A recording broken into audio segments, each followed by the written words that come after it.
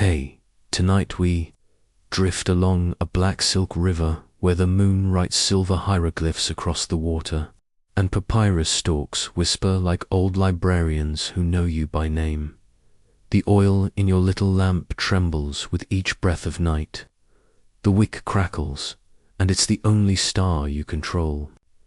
We're about to wade into forbidden magic, and the spell's ancient. Egypt kept behind locked doors and careful smiles real. History laced with rumor, ritual, and more than a few goosebumps. This is one of those journeys where you'll probably learn a lot from this story, and your pillow might learn a lot about clutching, too. So, before you get comfortable, take a moment to like the video and subscribe. Press the notification bell to update many new videos. Drop your location and local time in the comments. Let's see where on earth our little boat is quietly stopping tonight. Now, dim the lights, maybe turn on a fan for that soft background hum, and let's ease into tonight's journey together. You push the boat from the sedge. The wood sighs, and the current accepts you like an old friend with secrets to share. On the far bank, a temple wall drinks the moonlight, and somewhere past its pylons a drummer keeps a steady, heartbeat rhythm. Dumb, dumb, like a stern reminder that rituals have schedules even when the stars are showing off. Your hand closes around a small amulet on a cord, its faience glaze cool against the skin. It's a wedget, the Eye of Horus, one of the most common amulets in Egypt, worn for healing and protection. Sailors would paint it on coffins of boats, mothers would tuck it by cradles, and scribes would draw it in margins when the day needed a gentler ending. The eye seems to look back at you, and for a split second you swear it blinks. Yes, you blink right after, just to be fair.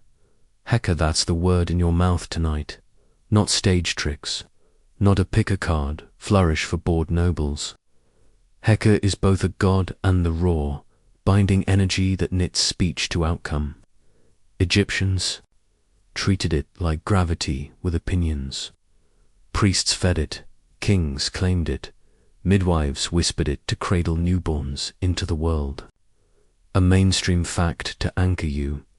Medical papyra, like the Eber's papyrus mix, herbs with incantations, proving medicine and magic walked hand in hand instead of eyeing each other across the room. Historians still argue whether this blending was pragmatic healthcare or metaphysics with mortar and pestle. But either way, the patient probably appreciated both. Your boat hitches on a lazy curl of current, and you adjust the lantern. It is a humble thing, unimpressed with wind, unimpressed with time. If this were a modern home goods catalogue, it would be called Nile Minimalist and priced absurdly. Tonight it's just brave and mildly sooty. The night carries smells. Warm mud, baked limestone, resin from temple incense drifting over the water with the slow grace of a crocodile that doesn't want to be noticed. You try not to watch for eyeshine in the dark. You absolutely, definitely don't offer your toes like hors d'oeuvres on the bank. The temple drummer is joined by a sistrum's bright chatter, a metallic rattle like sunlight poured into sound. A procession moves shadows of priests, a palanquin bearing a god's image torches like a stitched seam along the wall. You're not inside those gates, that's a problem for later, but the sound travels, and the air shifts as if the god turns slightly to listen for your awe. You test a whisper, just one, Hecka. The word leaves your mouth and seems to stand beside you, taller than you expect, older than it looks. Gentle sarcasm taps your shoulder shore. Just say the cosmic power's name out loud in the middle of the river. What could possibly go wrong? Don't worry, you say it like a librarian, not a burglar. Your amulet hums against your skin, and your lamp gutters. You lean closer, and a dragonfly skates the surface like a glass-winged messenger doing late-night deliveries. The reeds answer with quiet applause. Another fact murmurs from memory. The Egyptians watched the Nile's floodlights carefully, as you watch a phone battery when it hits 3%. The river's rise wasn't just weather. It was calendar, tax plan, and cosmic pulse. Priests measured it with nilometers carved with steps and notches, and everyone measured their hope against it. Historians still argue whether the flood predictions were savvy observation or wrapped in priestly spin. But either way, the grain silos got the memo. You anchor with a loop of rope around a snag of root and let the boat pivot. Moonlight rolling across your lap like a cat deciding your furniture now. The amulet warms, and you think of the quiet rules no one says out loud. What you name, you bind. What you write, you invite. What you break, you carry. A quirky tidbit drifts up. When a scribe wanted to mark danger or the names of enemies, he often reached for red ink, because red echoed the chaos of Seth. Some even wrote rival names on pottery shards or the soles of sandals, literally stepping on them all day, a petty attitude that transcends time and footwear.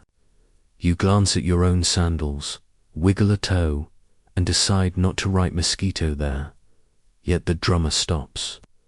The sistrum fizzles into nightbugs. A hush settles that isn't empty. It's full of listening. The lamplight finds a small scarab, beetle bumping along the thwart, shiny as a thought you forgot to have.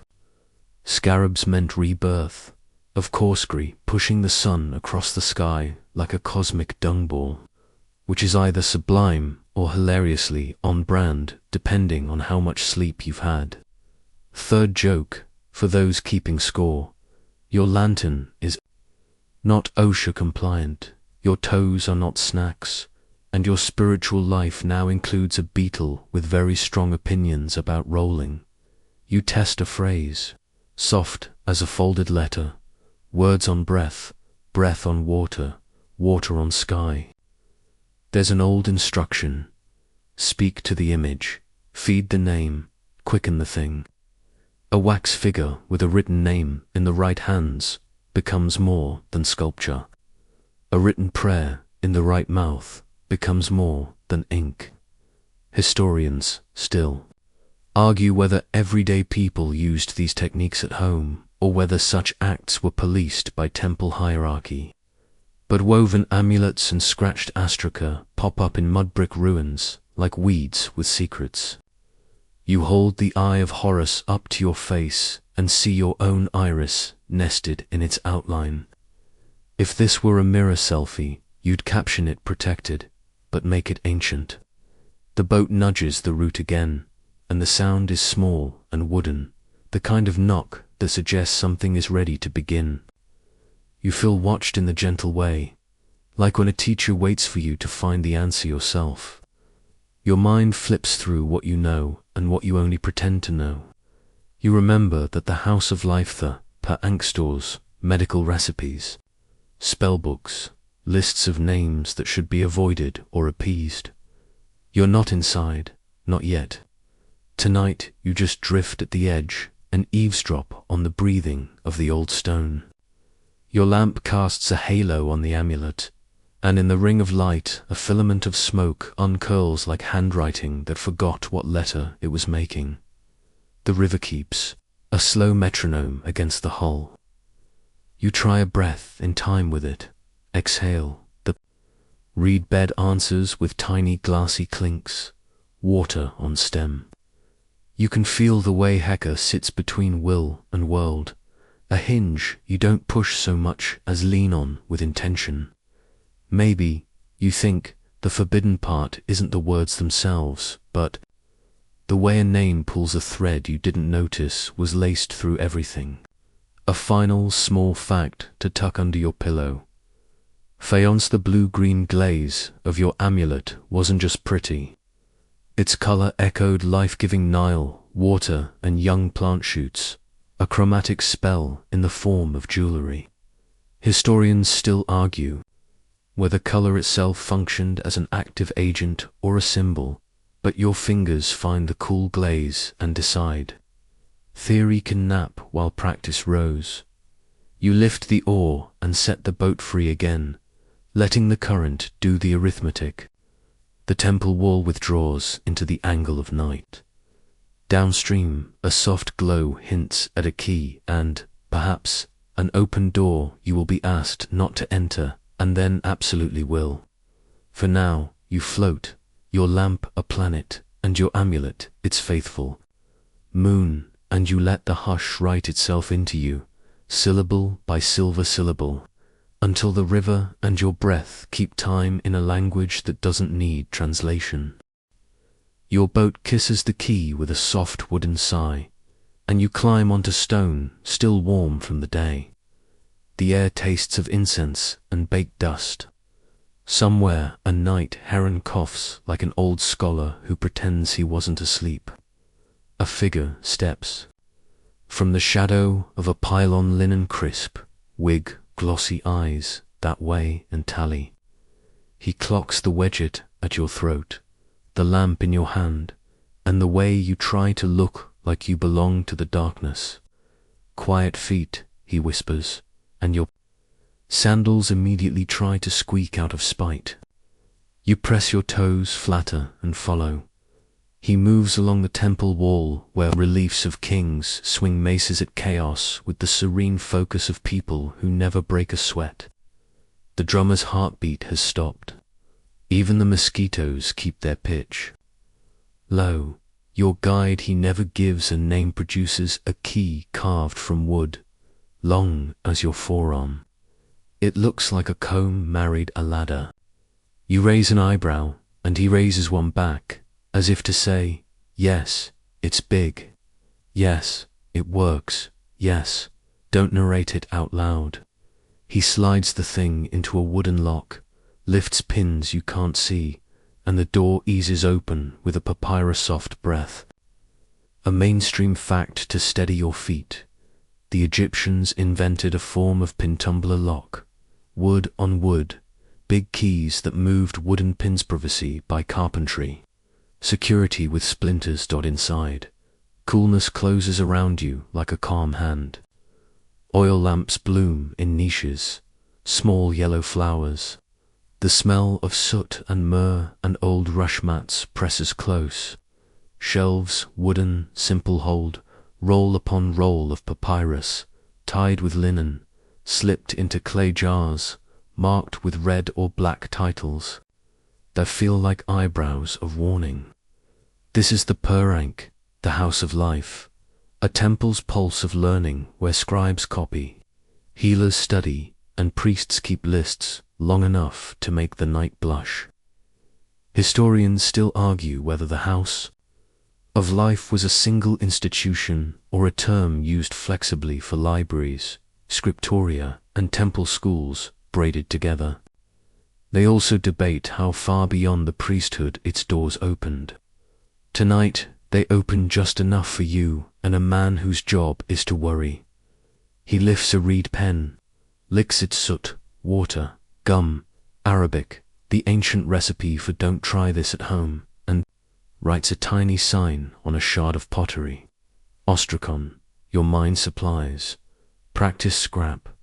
Receipts, letters, doodles. If you ever doubted that ancient people goofed off, there's an ostrakon with a cat leading geese like a tiny general. Bureaucracy meets slapstick. He sets the shard aside, takes your lamp, and sets it safely away from anything that loves fire too much. You hide your relief, and your inner pyromaniac shrugs like, fine, ruin my fun, rules, he says, voice staying low, cadence like a sistrum, shaken very gently. You see titles, not contents. You touch only what I hand you. You say nothing. To the walls, you almost make a joke about chatty masonry, then decide to keep your future intact. He gestures to a row of jars, stamped with seals, shaped like tiny coils. Medical recipes, he says, from the house of life at Waysat, the city the Greeks would call Thebes. One scroll's label mentions a treatment for burns, honey, grease, and lint. Another points to herbs for stomach complaints, and then, without blushing, an incantation to say while mixing. A mainstream anchor, papyri like Ebers and Edwin Smith show this blend of practical remedies and spoken spells. Surgery and supplication laid side by side, as if the body never learned to separate. Science from prayer. He guides you to a chest bound with woven cord and sealed with a clay stamp bearing the temple's emblem. His hands hover, then rest. Not for me, he says. The words have weight. You feel the cord's fibers hum under the tension, the clay warm where the afternoon sun left its memory. The chest smells of cedar, tar, and a trace of bitter resin, like the echo of funerary oils. The lid has a painted warning you can't help but read, a figure of a bound demon, a hieroglyphic threat that amounts to touch and be unmade. Historians still argue whether such warnings had legal force, spiritual force, or both, but either way, you keep your fingers to yourself like a champ. He hands you a rolled papyrus, tied with a thin slip and marked with a red title, mutterings. For night noises, you like that title more than you should. Unrolled, the sheet breathes papyrus, always doesn't. The fibers glint faintly where the moon sneaks in. The text alternates black and red, instructions and emphasis. Red for names, for danger, for the parts where you don't improvise. One formula calls on a small household god to hush the footsteps of the dead. A kind and practical spell for people whose flaws are memories. It ends with a line that reads, "Do not let the uninitiated see." A quirky tidbit. Some magical texts include explicit hush notes: keep it sealed, keep it secret, or let it be returned to its maker by fire. Burn after conjuring the ancient. The version of this message will self-destruct. Minus the theme music, your guide shows you a scribe's palette to wells, one for black, one for red, and a groove for pens. He taps the red well with the point of a reed. We write enemies in red, he says. You think of the sandals you almost wrote mosquito on earlier and feel very smug that you didn't start a war with your footwear. As for enemies, he nods toward clay figures in a tray, their limbs bound with string, their surfaces pricked with tiny signs. No, this is not for tonight.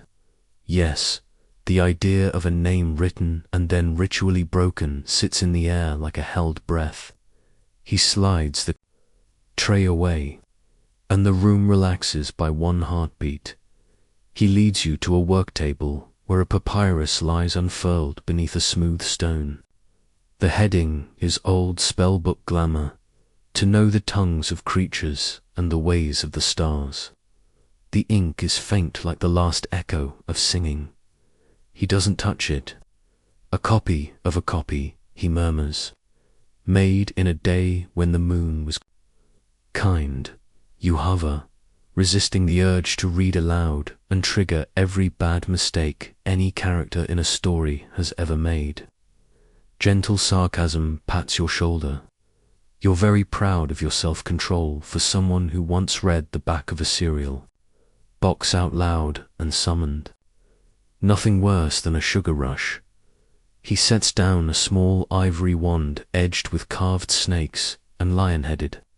Spirits apotropaic guardians used in births and protection rites. Tool of care, he says, and then, more quietly, tool of harm. If you twist its road, your fingers tingle from the warning even though you haven't touched it.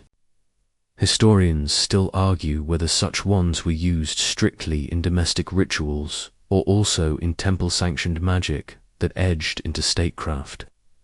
But either way, The wand's smooth curve looks like a smile with too many teeth. Your guide points out a wall painting of Thoth. I besetted pen and palette at the ready. The god who keeps track, the one who wrote the world, polite enough to stay. The scribe gives you a side-eye that says, "Do not ask about the book of Thoth. You do not ask about the book of Thoth. You do not even think about the book of Thoth," which is, of course, thinking about it loudly. A fringe detail wafts in any way.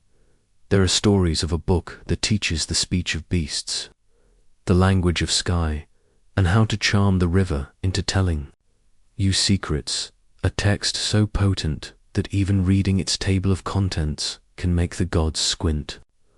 Whether it ever existed on papyrus or only in cautionary tales is a mosaic the scholars keep rearranging. A beetle clicks somewhere behind a jar. Scarab, you think, remembering the one that made itself your spiritual mentor on the boat. The scribe notices your glance and smiles, a quick crack in his reserve. Khepri is busy, he says. We try not to bother staff. You snort before you can help it, then pretend you coughed. Joke 3 in the building. The knight approves. He returns your lamp and nods toward a side door. There is a place for dreams, he says. Not sleep dreams. He means the incubations, the rooms where supplicants lay on clean mats and called down gods like doctors, who make house calls. You tuck the thought away for later like a seed in your pocket. He draws your gaze to a narrow shelf of short rolls, their edges darkened, their cords doubled. Forbidden, he says, and the word lands like a felt weight, soft and heavy, names inside. To speak even the least of them is to pull a thread you didn't tie. He lets the thought hang, glinting faintly, and the lamps seem to lower their flames to listen. A final fact to steady you for the corridor. Ahead, scribal training was gritty years of copying signs on potsherds, learning by ear and eye, mastering a script that doesn't care about your wrist. The payoff was power, literacy, access, and a seat in rooms where the world gets decided by ink. Historians still argue whether those rooms were generous with their doors or built deliberately narrow. Your guide opener, rule keeper, conscience and leg stips, his head toward the way you came. Enough, he whispers. Words get hungry if you leave them out too long. You step back, and the parank breathes you out. The big wooden key slides again, pins fall with tiny wooden sighs, and the night receives you like a cool cloth on a fevered brow. Your lamp finds your face, and your amulet finds your pulse, and somewhere in the black seam of river you left. Behind, a dragonfly stitches the night together as if you had never cut it open to look. You and the nameless scribe slip along a colonnade where moonlight puddles between columns like spilled milk. He keeps one palm on the cool stone as if steadying a very old animal. The night is a held breath, and your lamp makes a halo that follows your feet like a well-trained pet. He stops where a square of sky frames the stars, then kneels and draws a line in dust with the back of his reed pen. Heka has laws, he says, voice quiet enough to make crickets feel loud. Not the kind with fines, the kind with tides. He draws a feather-long simpland, sets it on one side of the line. Mahat, he murmurs, balance, truth, the straight measure. His pen scratches a tiny coil across from it. Isfit, he adds, unbalance the snarl. Your amulet warms, as if nodding. A mainstream anchor steadies the moment. Egyptians didn't separate magic from religion the way we do. A king's job was to make offerings, keep temples breathing, and uphold Marot so the sun bothered to rise. Daily, priests washed, dressed, and fed the god statue as if the cosmos were a family member who needed breakfast and a nice outfit. Historians still argue whether the modern split between magic and religion even makes sense here. But in practice, the oatmeal got stirred and the incense got lit. He taps the feather. Nothing works without this. He means that intention. Rides a track. Heka is not disobedient, just particular. If you speak a name with your mouth crooked and your heart crooked, the force curls back and points you out to yourself. First law, he says, purity. He folds his arms and gives you a nose-wrinkled grin. Not moral perfection. Clean hands, clean breath, natron and water. Priests shaved their bodies to spare the gods stray hair. They bathed several times daily. They wore fresh linen as if the cosmos had a dress code. You glance at your travel wrinkled shirt and consider inventing a ritual of apologetic laundry. Gentle sarcasm sidles in. Ancient Egypt basically invented two-factor authentication amulet plus mouthwash. Second, he says, drawing a small rectangle in the dust boundary. He marks its edges with dots. Temple space. Right day. Right hour. The sky is a calendar if you know how to read it. Lunar nights for some workings, the first day of a decan rising for others. In a corner of the rectangle, he sketches a tiny crescent. The moon listens differently, he says. You think of your boat ride and how the river changed when you said Heka out loud. Timing, place, direction, the grown-up version of please. And thank you when speaking to a universe full of ears. He draws a mouth. Third, breath. Words must be spoken, and spoken right. Vowels matter, tone matters. Some names you inhale more than exhale, as if to bring them inside before releasing them again. He leans close. You can smell myrrh on his skin, and he murmurs a fragment with the care of a man lifting glass. The hair at your nape salutes. Ink binds, he adds, drawing a tiny pen beside the mouth, but breath wakes. A quirky tidbit lands with a soft thump to keep a written spell from wandering. Some scribes drew a tiny snake or bound figure in the margins, a doodle turned leash. You picture medieval marginalia giving a thumbs up across time. Fourth, he says name. He writes a single dot and circles it. Everything has one that it shares with strangers and another that it keeps in its sleeve. True names are not street names. They are the thing's inner address. Speak the common name, you get good manners. Speak the true name, you get the private door opened a crack. He doesn't hand you any no freebies, but he explains the etiquette. Never take a name you haven't been given. Never repeat it from a stranger's mouth. Never write it where water can wash it away. He glances at your amulet as if to say, you don't even know what yours has been hearing. He lifts his hand to the stars. Fifth, reciprocity. Offerings are not tip jars. They're contracts with snacks. Oil, bread, beer, a wisp of frankincense give, then ask, then give again.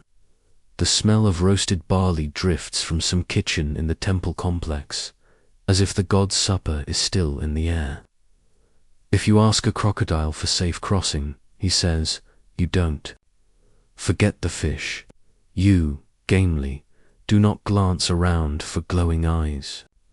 Your toes remain firm in their policy of not being hors d'oeuvres. He throws a last line, likeness, like calls to like. A wax image draws heat. A knot unfastens trouble. A mirror returns harm if you angle it correctly. He doesn't say. Execration, not yet, but the word hovers in the wings like an actor waiting for a cue in the next scene. His eyebrow says, later. Your patience nods. even though your curiosity is already pawing the sand.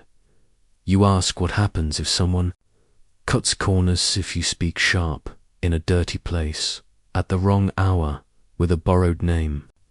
He levels you with a look that's not unkind. Luck bends, he says. Threads tangle. You call for rain and pull a flood. He presses the feather on the dust line. The stroke blurs. Marot tolerates accidents, not neglect. He turns. The reed and writes a tiny stern owl, M for mat, for measure. He tells you about silence and other law. Don't brag on a working, he says. A spell is like bread. The more you pass it around hot, the more it tears. Gentle joke number 2 arrives under its own steam. You promise to avoid posting your ritual to a message board with the caption, "Nailed it." A beetle scuttles across the feather drawing, bumping over the ridge like a miniature plough. You watch. It negotiates a coil of isfit with a kind of stubborn cheer and feel an odd comfort, like you've been given the world's smallest pep talk. Kepri's intern, you murmur. The scribe snorts quiet, but pleased. He points toward the inner courts where braziers glow like red eyes. Priests keep curfew on Heka, he says, but grandmothers use it, and midwives, and fishermen who talk to nets before dawn. Historians still argue whether the state tried to ring-fence powerful texts, or whether people just did what people do. Figure things out and then whisper them across courtyards. The evidence is messy in the most human way, amulets in alleys, scraps of spells in house shrines, high magic on walls taller than pride. Between law and life, there is a market, and Heka shops there. He smiles sideways. Another rule, posture. He demonstrates a gesture, right hand raised with palm out, left hand down, then another, arms crossed over chest.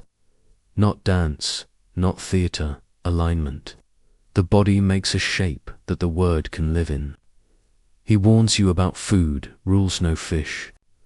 From certain reaches, abstain before particular rites. Onions, beloved by some deities, and banned in others. A mainstream detail peeks in. Onions were placed with mummies, even in eye sockets, as lively symbols for breath and rebirth. He makes a face at the idea of onion-scented eternity. You do too. The gods probably tolerate a little breathing room. He drops one more fringe sliver in your lap. On some nights, a magician might speak into a new potsherd and seal it in a jar. To age a spell like wine time and darkness seasoning the words. Whether anyone's jar ever burst from too much meaning is a tale he refuses to confirm, which is absolutely the same as confirming. Your brain argues, and your brain has the gossip. Instincts of a cat last 2, he says, dusting his hands. Witness and price. 2 is truth. 3 is law. He means that some acts want a chorus, 2 voices to carry a name, 3 offerings to make a pattern.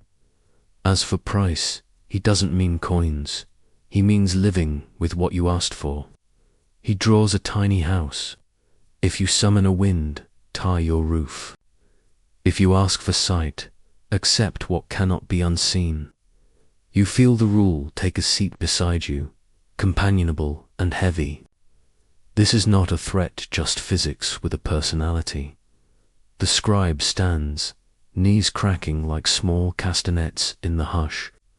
There, he says, and for a moment looks like a teacher proud to have given you the skeleton key and terrified of what? Door, you'll try it on. A jackal barks far out on the desert's mouth, one sharp syllable that sounds a lot like a period at the end of a sentence.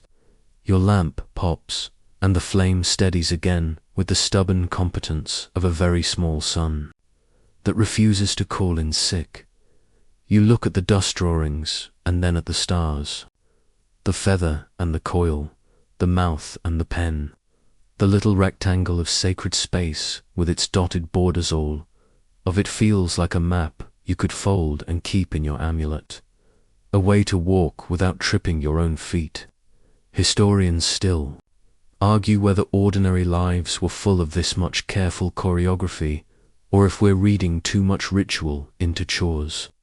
But you've seen enough to know that care itself is a kind of spell. You brush the dust from your knees. The scribe nods toward a darker mouth of corridor, where a cooler draft snakes in. The air tastes a little like damp clay, a little like history's knuckles, ready to wrap someone's name. Your fingers find the eye of Horus, and you imagine its pupil widening in the dark, as if it too expects the law of likeness to point you toward whatever it is you're already calling. The cooler draft becomes a breath of clay as you and the scribe step into a small court that the moon only half remembers. Sand hushes your sandals.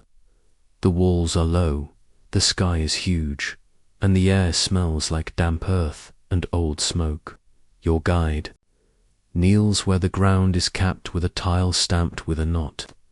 He brushes dust with the side of his hand until the stamp shows clear for loops like a rope that refuse to be just rope. Boundary under boundary, he murmurs, and your amulet warms as if the eye approves of layered locks. He prizes the tile loose with a thin wooden wedge. No clanging metal, no fanfare, just a soft suction of sand giving up what it held. Below, the mouth of a pit opens, a neat cylinder lined with clay, daubed long ago by careful fingers, the surface smooth and pale in your lamp. Within, you see the shadows of jars and the dull gleam of baked figures, all facing upward as if they fell and never stopped staring. The scribe lowers a basket on a cord and draws it up with 2 jars and a cluster of small clay bodies bound with string. You expected horror. What you feel is order. Even the wrongness here is tidy. He sets the jars down. Each is a squat belly of clay with a shoulder for a finger to rest.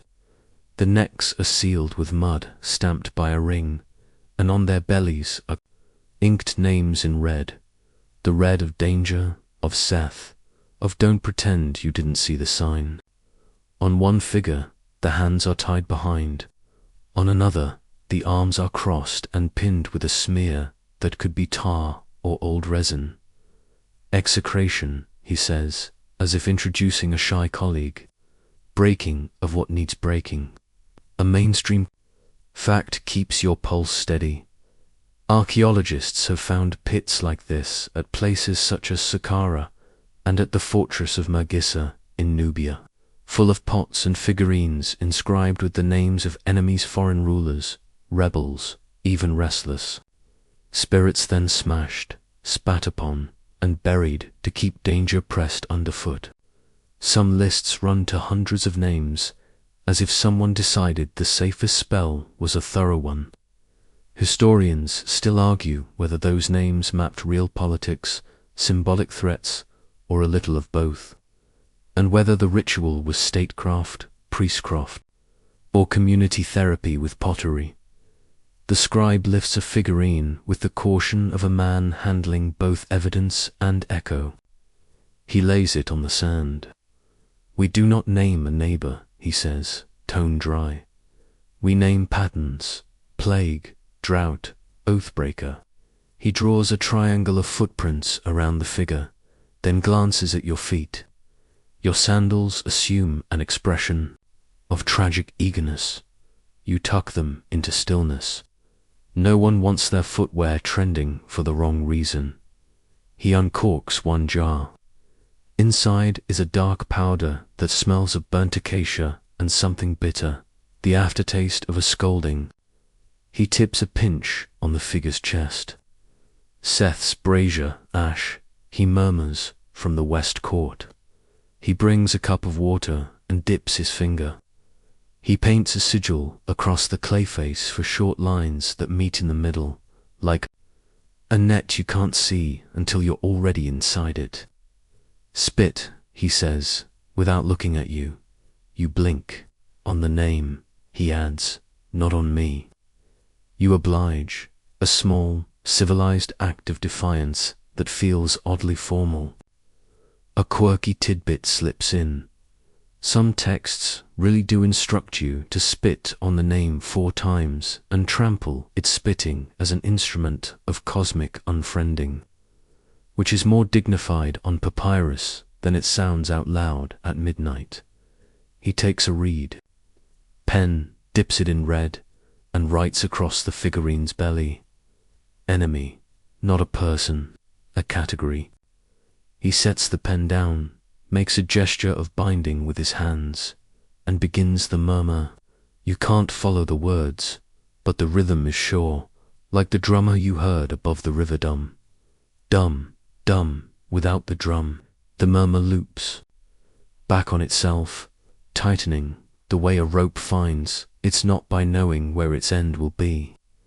He lifts a small pestle and, with a look that asks if you understand, brings it down on the figure's knee. The crack is dry, quick, contained. Clay flakes scatter like hard snow. The sound doesn't choose to be loud. It chooses to be final. You flinch anyway.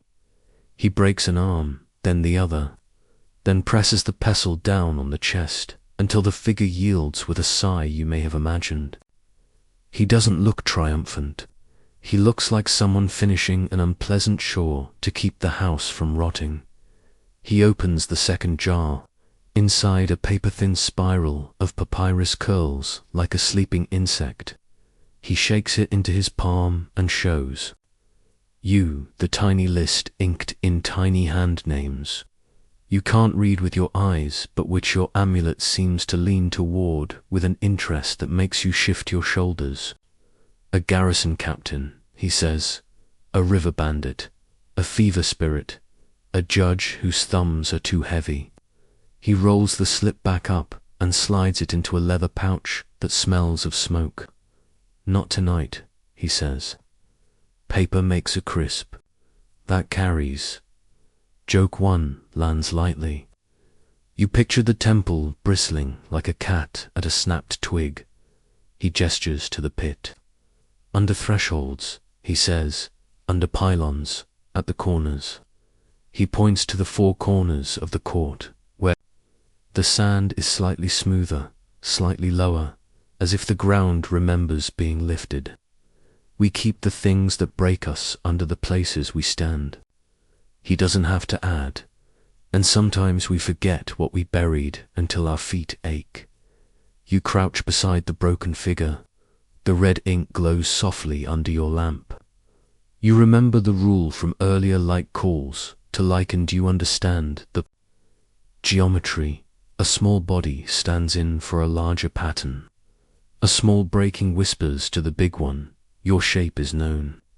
You think of the tiny snake doodles that tether spells and of enemies written in red ink on sandals, stepped on all day. Bureaucracy underfoot. The toolkit is petty and profound in the same breath, like a cat that both judges and saves you. Another mainstream anchor tucks into the scene. Execration texts sometimes included foreign ethnonyms: Asiatics, Libyans, Nubians, reflecting a worldview where borders were threads you had to keep sewing. Historians still argue whether such rites were performed behind closed doors by priests or in public before troops to stiffen spines. Some think they were annual maintenance, others that they flared when trouble did. Either way, the clay remembers every time. The scribe lifts a second figurine, this one with a comically large ear. You can't help it, you grin. He does too. To hear the curse, he says. A fringe glimmer, perhaps. Some pieces are odd enough to be a sculptor's joke.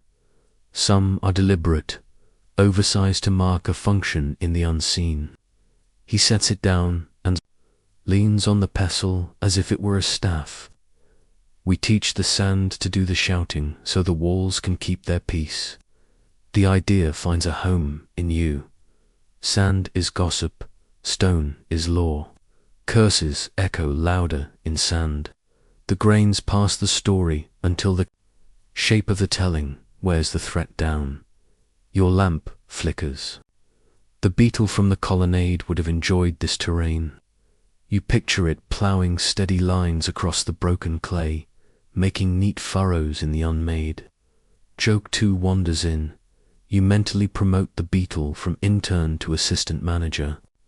Of cosmic tidiness, the scribe's voice settles. Power loves a container, he says. Jar, name, boundary, time. He reseals the opened jar with fresh mud, presses his ring into it, and sets it back in the basket. He sprinkles sand over the broken figure as if it were a seed and not a fracture. No bragging, he adds, with a side look that remembers your bread metaphor from earlier. Tell your pillow, not your neighbors. You mime zipping your mouth. Joke 3 qualifies as low-hanging fruit. The night allows it. You ask, softly, whether ever a name was broken and the person walked in any way, unbothered, like a wind that doesn't care about fences. He considers, some shapes are stubborn, he says. Some names are nicknames. Some threads were tied by hands we don't reach. He pads his words with care. Historians still argue whether these pits are thunder or lightning, the cause or the warning. He tips his chin toward the exposed hole. But they remind a city of its spine. He lowers the basket, replaces the jars that came up, and returns the dust the way a potter closes. A kill no rush, only rhythm. The tile goes back with a small click that feels like the world fastening its clasp. He smooths the sand with his palm. There is no sign anything happened here, except that now you hear the ground differently, as if speech rises through it in little dry hissings. You stand, brushing grit from your knees, and feel the weight in your amulet ease, like a pupil, constricting after light dot far off. A dogno, a jackal barks twice, and then goes silent.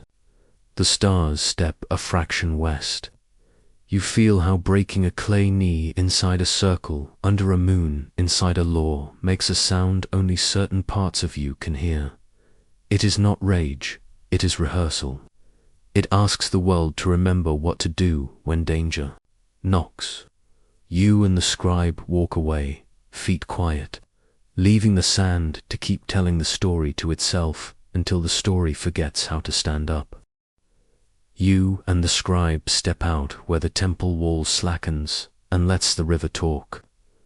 Night leans over the Nile, and Sobek's current folds upon itself in silky braids that look harmless until you remember the word undertow. The air tastes like damp bronze, reeds tick and whisper. A soft slap of water against stone repeats like a patient mantra. 3 priests wait by a low-landing linen, crisp, shoulders oiled. Eyes bright in that way people's eyes get when their god is midnight. With teeth. A bronze lamp dangles from a forked stick, and its reflection trembles on the skin of the water like a heartbeat you can see.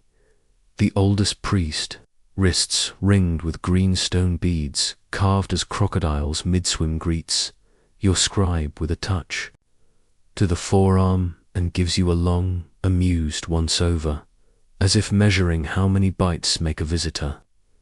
You try to nod in a way that says, I respect reptiles, without saying, I am snap. Your toes, stalwart diplomats, continue their platform of not auditioning as caneps. He gestures you all closer and lowers the lamp until the light kisses the ripple tops, turning them into a moving script. Listen, he says, but he means, watch. He smears his palm with a touch of oil and flicks it on the surface.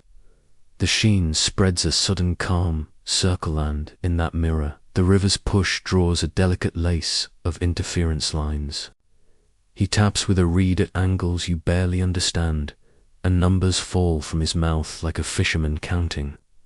He marks the air here, there, then looks to the black east where reeds clack like beads, hungry where the water returns. On itself, he murmurs, safe where the weeds lean but do not dance. You hear the law from earlier boundary, ours standing behind his shoulder like a good assistant. A mainstream anchor pads in beside you, lord of the river's strength. Had great homes at places like Crocodilopolis, in the Fayum, and calm Umbo, a priver, where a double temple honored him alongside Horus the Elder. Priests there kept sacred crocodiles, fed and bejeweled, and when those honored beasts died, they were wrapped in linen and laid with care mummified by the hundreds.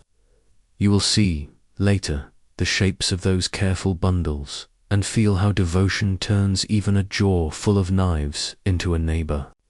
Historians still argue whether ripples read like this were formal divination or a fisherman's savvy dressed in liturgy. But either way, the river keeps a grammar, and these men can conjugate. The youngest priest squats and sets a shallow bowl afloat. It is ringed with incised fish and tiny crocodiles that look very pleased with themselves.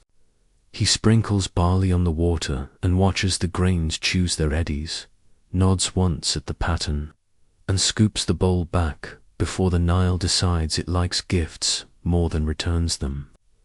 Petition approved, he says, and even your sarcasm.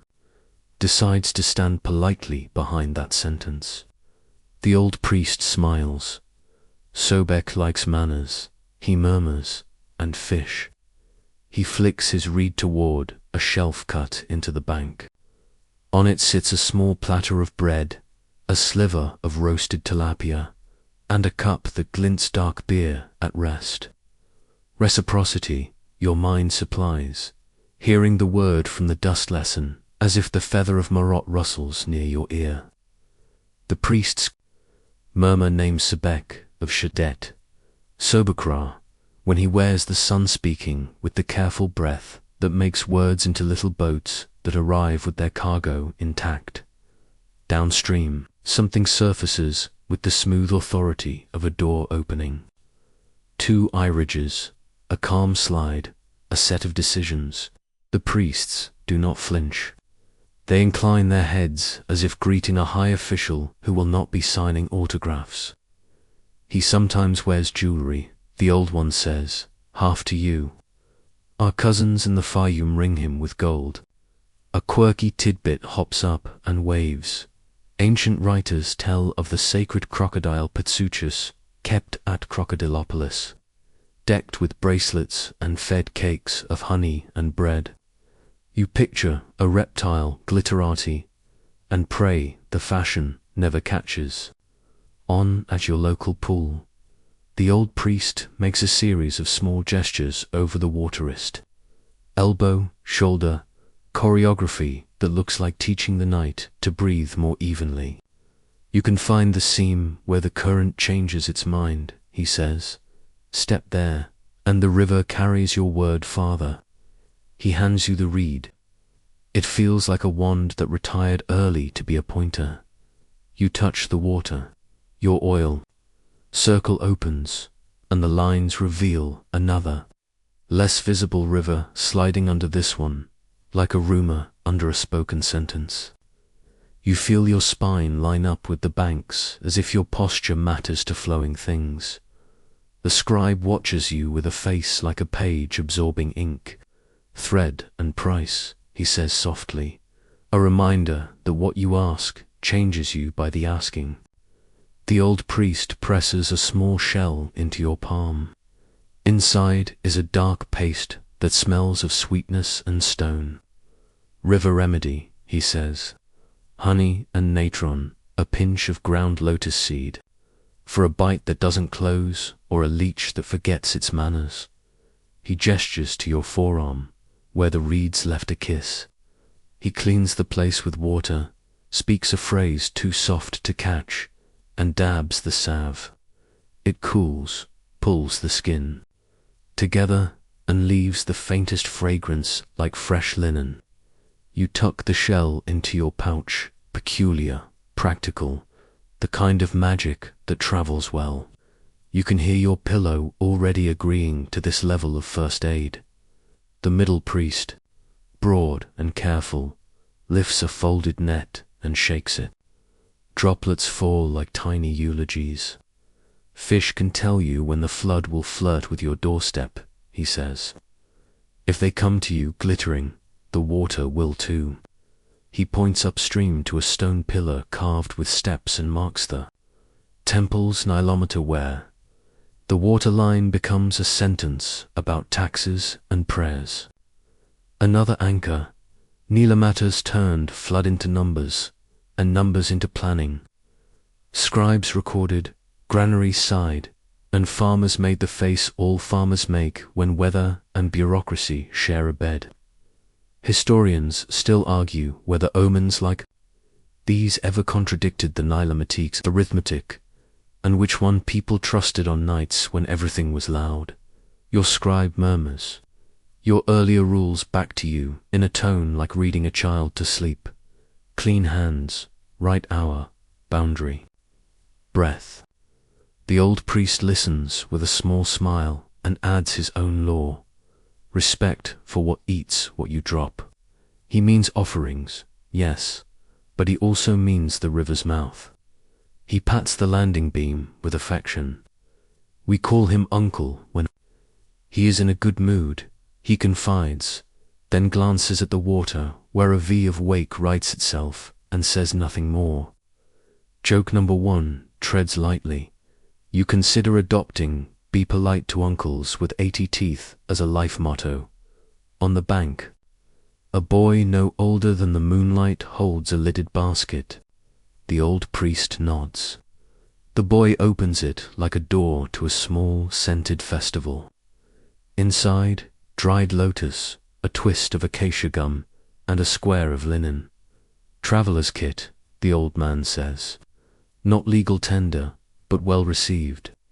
He shows you how to crumble a lotus petal into warm water just so, and sip for steady nerves on nights when dreams keep trying to audition for the lead role.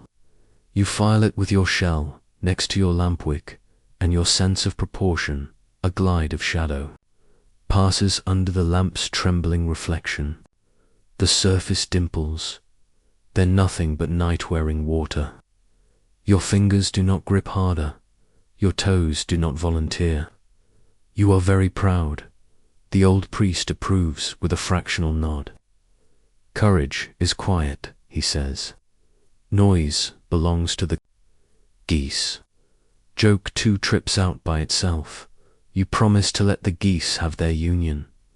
He draws a small crocodile on a potsherd quick, elegant, and presses it into your palm. He listens if you draw him well, he says. He is vain. You think of the snake doodles that keep spells from wandering and appreciate the ecosystem of scribbles, doodles as leashes, drawings as doorbells. The scribe's mouth tucks up. Sand is gossip, he repeats from earlier. Stone is law, water is courier. You feel a map assembling in you, domains and their specialties. The old priest lowers the lamp and, in a tone you would swear even the stars lean in to hear, asks a question without words. The water answers with a gentle lift around the reed, a permission more than a command. He nods. The way is generous, he says to the scribe, who half bows to the dark. To you, he adds, if you must call the river, call him for passage, not for proof. You nod like a person who absolutely will not dare the opposite, which is only mostly true. He sends you off with the shell and the sherd and the smell of lotus in your pocket.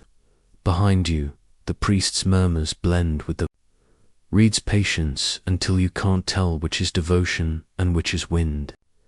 At your back, the nilometer watches the future arrive, one wet finger at a time.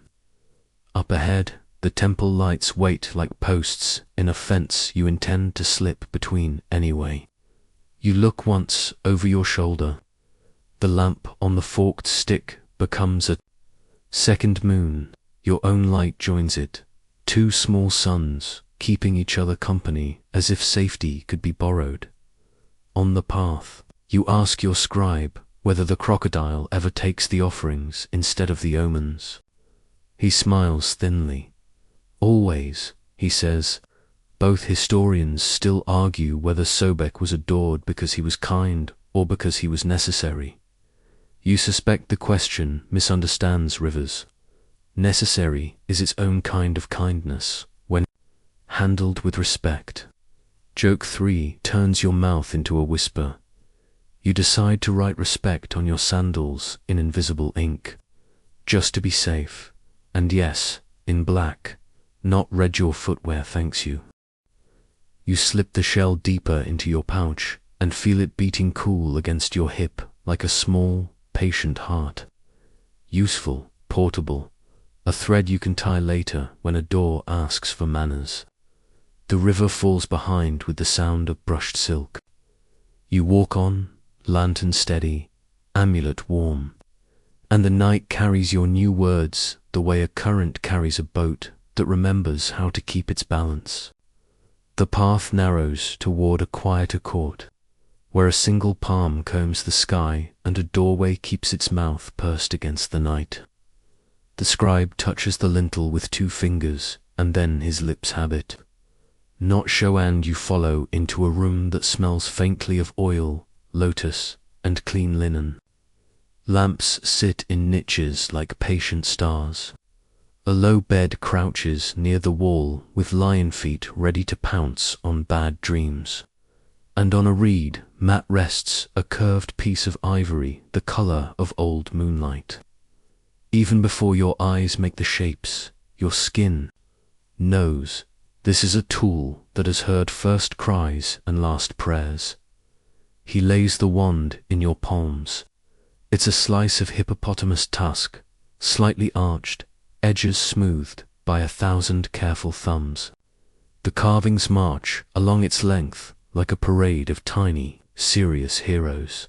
Taurit with her pregnant hippo belly, crocodile tail, and lion paws. Base, the squat, tongue-out guardian who is equal parts adorable and terrifying. Rearing cobras with hoods flared, knife-winged griffins, and the SA sign for protection knotted like a sailor's best day. Between them run thin lines of text, a murmur of, say this, answer thus, stay back. Your lamp makes the figures blink as you tilt the wand, and it feels, unnervingly, like holding a small, polite thunderstorm. A mainstream anchor steadies your breath.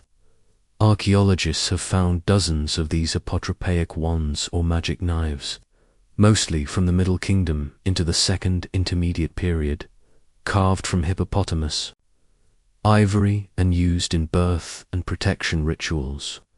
Their imagery clusters around guardians of mothers and infants Storet and Base, being the headliners as well as lions and serpents that frighten off what shouldn't come close.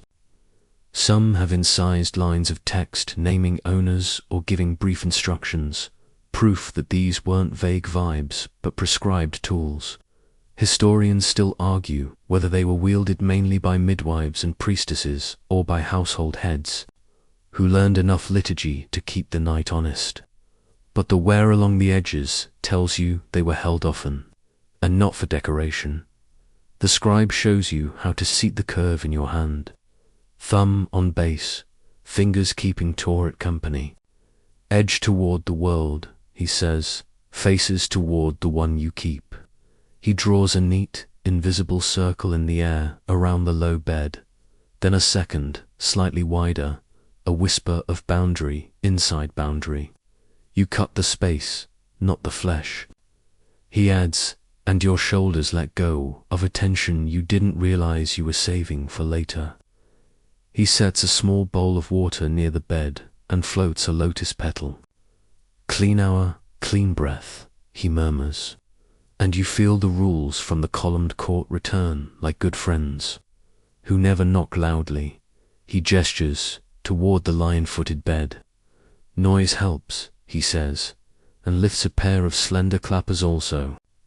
Ivory, shaped like hands that would make a gentle, insistent clap when struck. A quirky tidbit jingles happily. Such clappers show up in tombs and temples alike, used to mark rhythm in ritual and to startle unfriendly things into reconsidering their life choices. You imagine bass doing percussion at the foot of a bed while Thoth leads the chorus, and despite yourself, you smile. DIY baby monitor, deity edition. Your thumb drifts along a line of microsigns. He stops your hand with 2 fingers. Names are doors, he says. Do not push unless you mean to walk through. There's a small nick at the one's tip, then another, then a third. 3 taps on the threshold, he explains, then draw. He guides your hand to the floor, where the reed mat has a thin painted border of stars. You trace just above the border air, not fiber feeling the itch of intention in your wrist. You don't make the lightsaber noise, even though a part of you feels 9 years old and very eager. Joke 1 arrives on tiptoe. The knight forgives you. He demonstrates a basic formula. Hold the wand with the figures facing inward so the guardians attend to the person within. Call Thoth by her epithets that carry both midwife and river, then swing the curve gently, clockwise.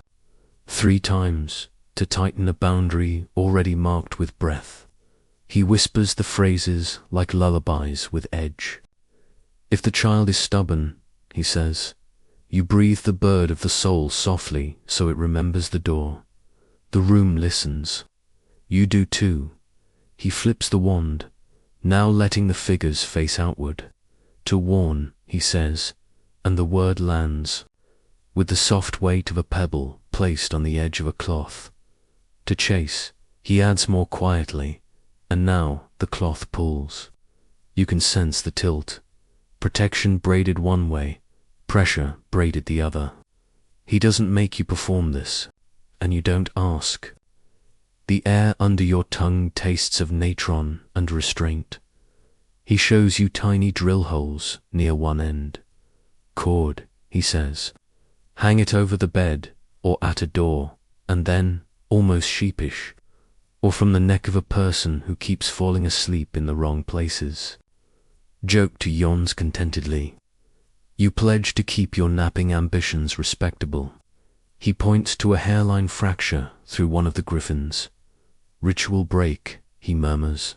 Some wands were snapped deliberately when retired, deactivated like a blade sheathed forever. Historians still argue whether breaks you see in museums are accidents of time or deliberate endings of service. Are respectful enough before the next tool takes up the watch. You ask if the wand ever cuts both ways by accident. A guardian spooks a child. If a circle keeps out help. He settles onto his heels and considers the ceiling as if there were notes up there. Intention writes the headline, he says, but the layout is in the fine print. He tells you voice softer than linen of a family who turned every spell into a wall until even their own voices couldn't cross. He sets the wand down between you like a tame animal that is still very much wild. We learn to hold, he says, and we learn to let go. You remember the feather and the coil in temple dust and feel how these figures, smiling, grimacing, roaring, stand in that same balance. A fringe shining thought he shares as if it were gossip the walls will tolerate. Some say a skilled hand can turn a protective figure, aiming Bess's tongue and lion glare not at nothingness, but at a named trouble fever.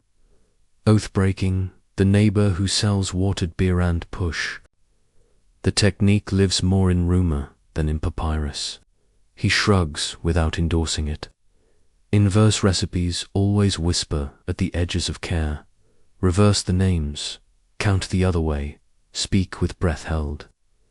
Your amulet warms in a way that says, steadily, boundaries are polite until they aren't. You tuck the notion behind that shell of honey and natron Sobek's priest gave you, and only if, among remedies, he invites you to practice the safe parts breath, a circle, 3 taps, a lullaby for Thoth, whose syllables are round and cooling. The lamp seems to breathe with you. You smell the faint sweetness of lotus and the cleaner slash of natron in a bowl by the bed. The lion feet look satisfied, as if they approve of your hand position. You glance at your sandals and resist the joke about writing no demons on the soles in red ink. You've already learned the footwear department has strict opinions. Joke 3 waves, neat and small, and takes a bow. A mainstream sliver slots in. Bass and Thoth weren't just for one room. Their faces grin and glare from cosmetic spoons, headrests, and bed frames, turning furniture into fortresses. The headrest curved wood pillow wasn't comfort so much as spinal diplomacy. Some were inscribed to lift the head of the sleeper, a charm against nightmares and neck cricks alike. Historians still argue whether imagery alone worked as protection or whether such objects were always paired with spoken rites. The safest answer is and. Pictures teach the room to behave. Words make sure it remembers the lesson. You feel that beetle from earlier capris in turn, freshly promoted trundle across your mind again, rolling the sun of your attention, steady as ever. Protection is sometimes noise, sometimes geometry, sometimes a small, patient insect making sure the day happens. You imagine the wand's tiny guardians cooperating with that beetle, a committee of charm doing its quiet job in shifts. The thought is comical and tender, which is probably exactly how safety wants to feel at midnight. The scribe collects the clappers and sets them by the wand. He adds a small packet of herbs fenugreek, perhaps, and mint tied with red thread. Steam and song, he says. If breath wobbles, he does not hand you the wand to keep. He does, however, let you stroke the SA sign once, gently, like greeting a house spirit. You say, thank you, and the carvings don't answer, but the room gets 1 degree more relaxed, as if a cat somewhere approved of your manners. When you return, the wand to the mat, the ivory catches your lantern's light and throws it back in a curve. A smile with teeth you choose not to count. The scribe's eyes crease at the corners. He tilts his head toward the door, as if to ask whether you feel the double edge now. You do. Out there are execration pits and currents that carry words. In here is a curve of hippo moonlight that can either cradle or chase. Your shell of honey and natron knocks softly against your pouch, a reminder that some problems prefer salve to spell. You leave the room as you found it, air neat, circle closed, lion feet watchful, guardians facing in. The palm outside rehearses the same sentence it has practiced all its life. The sky cosigns. You find yourself breathing deeper, walking slower, as if the wand taught your ribs a quieter math. Somewhere, a jackal remarks to the dark and gets no argument. And you, with your lamp and your amulet and your newfound careful thumbs, feel ready to carry a boundary without letting it turn into a wall. The road lifts you out of temple courtyards and into the open breath of Saqqara, where the desert is a sleeping animal and the step pyramid turns moonlight into careful geometry. Wind combs the low brush with a sound like papyrus pages being turned by a patient god. Your scribe leads you toward a quieter compound at the edge of the necropolis, a place people come not to bury their bones but to ask their dreams to become better editors. The gatekeeper nods at your amulet, notes the lamp, the dust on your knees, the not-today look of your toes, and waves you in with a kindness that has seen many midnight arrivals. A courtyard waits with a basin of water rimmed by lotus petals. Purity, the scribe murmurs, and the ritual is simple. Wash hands, rinse mouth with natron water, dab the brow. You catch your reflection, tired, curious, slightly shiny, and decide this is the most sacred version of skincare you've ever attempted. A priestess in linen with a blue-beaded collar gestures you to a bench. She marks your wrist lightly with oil that smells of cedar and fennel. Breathe slower, she suggests, and your lungs obey like students being graded. Joke one yawns.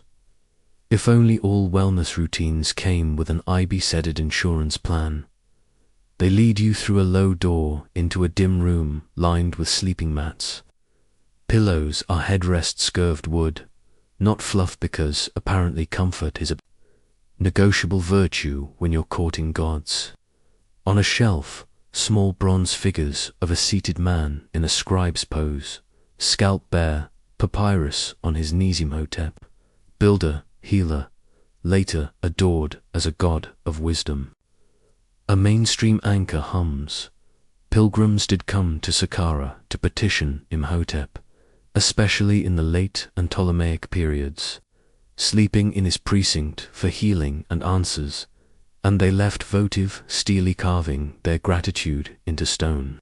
In the Greek world, he was paired with Asclepius, the dream doctor with snakes, who also made night house calls. Historians still argue whether Egypt's incubation rites grew from older native practices or blossomed under Greek influence. But the mats don't mind. They have welcomed all versions of a hopeful back. The priestess hands you a small tablet of clay.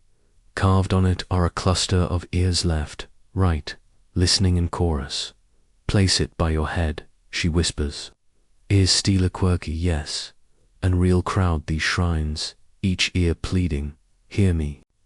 You set yours so the carved ears face the wall niche where a lamp burns.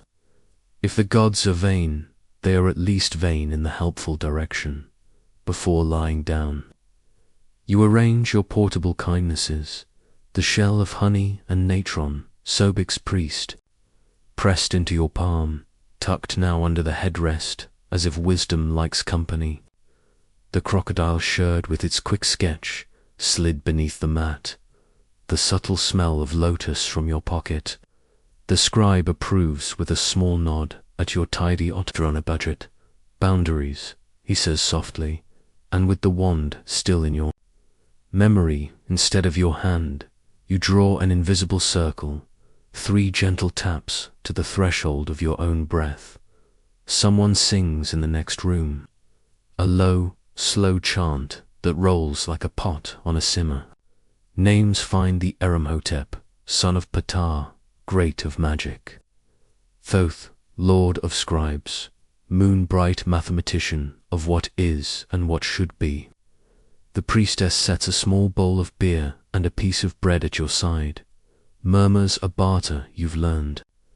By heart give, then ask, then give. A Gandan smooths the mat where your shoulder will rest. You thank her in a voice that already sounds like it's being padded with wool. Lying back, you learn why headrests are more promise than pillow. Your neck negotiates, your thoughts bargain, your ears thank you. Little clay choir keep watch. The wood lifts your skull just enough that the room's small sounds collect. A moth flirting with a lamp, a priest's foot tick against the floor, someone's whisper turned into a sigh. You arrange your hands where the wand trained them, calm palm out. Palm in-like posture is a lullaby the room can understand. Your scribe kneels, draws a tiny feather of mart on the mat near your elbow with a dab of water, and whispers, balance. You're asking, he doesn't say, don't beg. He doesn't have to. You breathe like a person who would rather be asked than demanded of. Even when that person is a god, sleep doesn't pounce. It edges close, like a cat trying to decide whether you're furniture. You follow the temple beat in your blood dumb and picture Kepra's beetle nudging the sun of your attention across a horizon of eyelids. You remember the drummed by the river, the way water answered a lamp with ripples that looked like writing, and you imagine your breath making similar script along the surface of your insides. If you hear a small voice whisper, assistant manager of cosmic tidiness, no you didn't, you imagined nothing. Dream takes you the way a boat takes a current politely at first, then all at once. You're in a hall with no roof where stars hang on strings you could pluck like harp wires. A man sits cross-legged, bronze skin, patient mouth, eyes that write in the air. Imhotep does not glow. He radiates competence, which is more intimidating. He taps the papyrus on his knees with a reed. Your question, he says, as if you didn't know you brought one. You start to explain, and he raises a finger, not unkindly, like a teacher who prefers concise students. Show, don't tell, he says. The narration gods somewhere applaud. He hands you a scroll whose title you can't see because the letters keep turning into birds and back again. The first line reads, "To calm fever, convince the house that winter lives in its walls." You look up, and bass appears beside the bed. You're somehow also in tongue out, eyes rolling, doing percussion with the ivory clappers you practiced, while Tourette supervises, like a midwife who knows where you hid the good linen. Joke 2 creeps in and sits in the back. Your dream has better stage management than most award shows. He asks you to read the second line, and it's a charm from a known text. Your waking mind recognizes it like a friend arriving in costume. The Chester Beatty dream book flashes through your head, the old Egyptian manual that lists dreams and their meanings, whether good or bad. It's the one that says eating crocodile is good because it means you will become a powerful official, which is either comfort or a cautionary tale about lunch. You report this to Imhotep with suitable humility. He doesn't smile, exactly, but his pen taps once, like noted. Ask for less, he suggests, which is maddeningly ambiguous. He makes a small gesture, and the scene changes. You're standing at the edge of the Nile where a crocodile surfaces wearing a bracelet because yes, your brain remembers every detail that made you nervous. It doesn't open its mouth. It just looks at you like a mirror with teeth. You hear your own voice waking you. River, you say, passage, not proof. The creature drifts, the water lifts, and the waking part of you nods because you remember. Who taught you that sentence? The dream part of you puts it on a shelf beside honey salve and a shell. You ask about forbidden names. The hall grows a little colder, the way rooms do when someone opens a door tonight.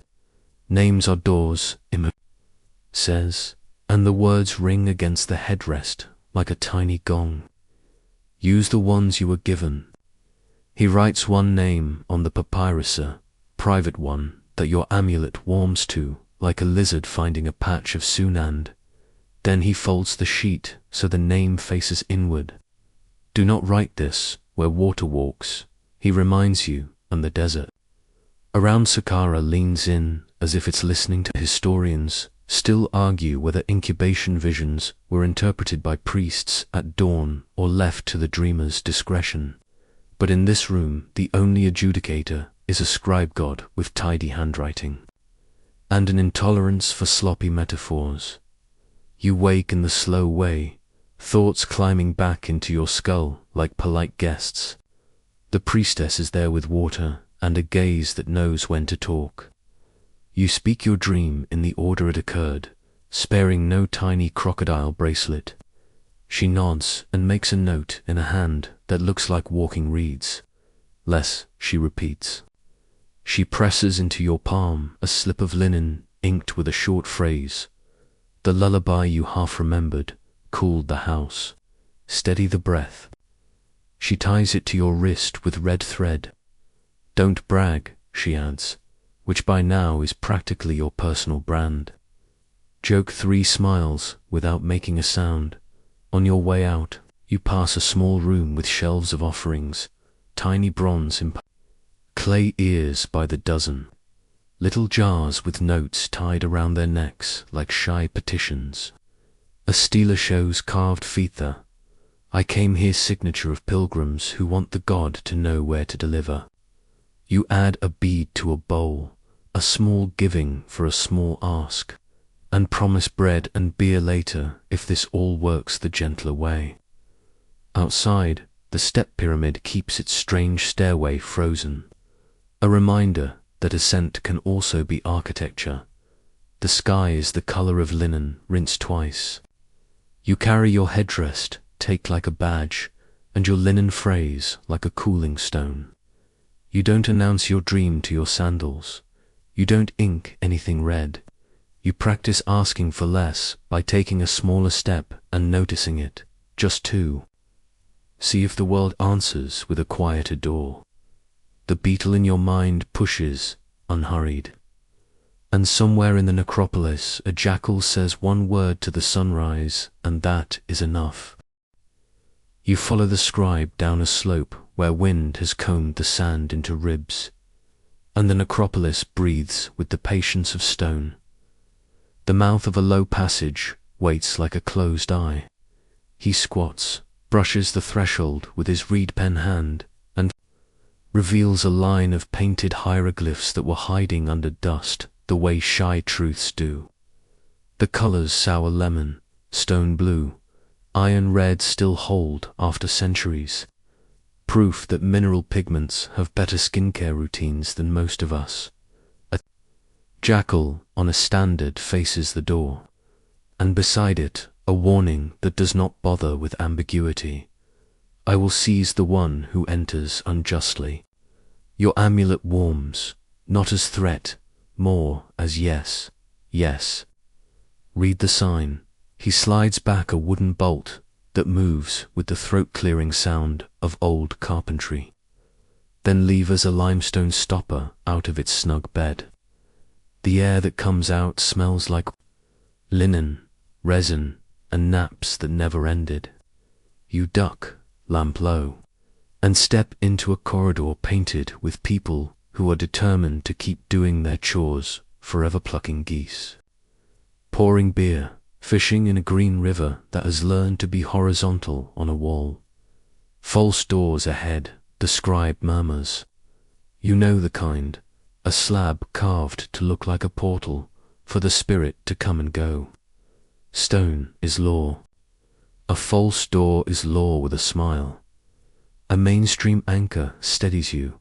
The earliest texts of the afterlife, the pyramid texts, were carved on old kingdom pyramid walls, pure incantation for kings. Later, coffin texts democratized some of that magic for nobles.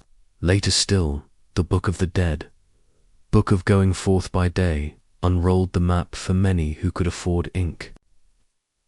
Historians still argue whether non-elites accessed these spells via oral tradition or local versions, but the painted warnings and murmured passwords suggest the afterlife was a landscape with rules, and Egyptians were excellent at rules. Your lamp lifts the ceiling, where stars are painted in neat grids that turn the roof into night you can touch. In one chamber, a familiar pattern curls Orion, Sa as Osiris, and Sirius Sopdet as the goddess who announces the flood. In some tombs your mind plucks a fact like a ripe figastronomical ceilings map, decans and constellations, so carefully that scholars call Senamort's decorated chamber the oldest star map known in Egypt. You lie to your neck and think. A star map on your ceiling beats glow-in-the-dark stickers any night. Joke 1. Quiet enough, the dead won't roll their eyes. The scribe brings you to a painted doorway where a guardian squints from the lintel human body. Improbable head, a knife the size of a moral slip-up. Beside him, a column of text is pure bureaucracy with teeth. Name yourself, tell me mine, and pass. Gate spells, passwords, the Book of the Dead's late spells, 144 to 147. Love this stuff. I know you, you whisper, not daring to say it wrong. Keeper of the balance, he who looks behind. The scribe corrects your vowel with the gentleness of a harpist tuning a note. Breath is the key that doesn't scratch the lock. He presses your fingers to a little recess cut into the wall at knee height. Magical brick niche, he says. Tutankhamun had 4 like this, 1 on each side, each with a brick and a figure crocodile for water, jackal for the west, jed pillar for stability, a reed for air insurance policies made of mud and meaning. Your fingers feel the residue of something once pressed there, a groove where a little faience figure leaned for centuries. A quirky tidbit winks. Some of those bricks came with tiny reed doors for the spirit adorable and mortal at once, like a dollhouse built for a god.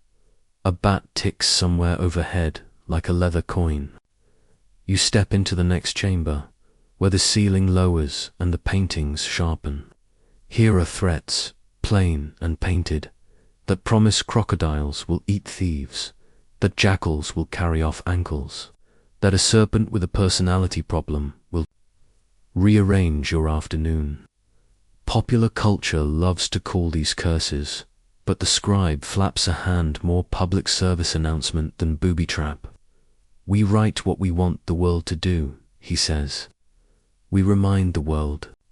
Historians still argue whether formal tomb curses were common, or if we're projecting a modern horror vibe onto what were mostly blessings with boundary clauses. But either way, the art here has opinions. You pause at a low false door carved, with a table piled so high with bread loaves that your stomach considers unionizing. The offering formula is crisp, an offering which the king gives. Bread, beer, oxen, fowl. You've seen these words before, chiseled 100,000 times, but here they look like a calendar that never runs out of days. The scribe touches the carved loaf once, with a respectful forefinger ritual. Tap, tap, tapped into the room seems to remember how hunger works. Reciprocity breathes even here. On the west wall, a sequence of small scenes shows a person encountering doorways that are less wooden and more metaphysical, each guarded by a deity with a taste for names. Say the gatekeeper's name, say the door's name, say the floor's name. The scribe murmurs. They all want to be seen. He lets you try one. O gate of fire of the bones, I know you. O keeper, hew off the rid scepter, I know you. Your amulet warms at the rhythm, the way the phrases fold around each other like woven mats. You find yourself walking differently, lighter on the heel, quieter on the toe, as if being tested for worthiness involves not scuffing anyone's eternity. A jar in a niche glints, and in its shadow you spy a little animal figurine with ridiculous ears. A desert hare, you think, guardian of speed, or just a household love that snuck into eternity. The scribe catches your glance. Family's smuggled favorites, he says. If your heart loves a hare, let the hare sprint for you. Joke to keeps to a whisper. You refrain from asking whether anyone snuck in a cat with unionized geese. You reach a sealed inner doorway, plaster intact except for a hairliner place likely resealed long ago by hands that were grateful to leave. The scribe doesn't break it. He stands close and points to the painted star-spangled goddess arching over the doorway nut. Sky Mother, swallowing the sun to birth it again. He traces the arc in the air. North are the imperishables, he says, the circumpolar stars. That never set, where kings longed to lodge so they wouldn't either. South are those who rise and rest, who teach you how to leave and return. The map is not just ceiling, it's habit training for a soul, who needs to remember which doors are for going forth by day. He kneels and shows you a small basket near the threshold, dust sprinkled, old as a sigh. Inside, rolled papyrus scraps, assured with a sketch of a jackal, a hardened lump of black resin. Visitors, he says, petitions, the dead listen, even when we've forgotten their names. He doesn't call you out for wanting to leave your crocodile sherd. He just watches you tuck it there, drawing the quick little reptile you were gifted earlier to keep the conversation going.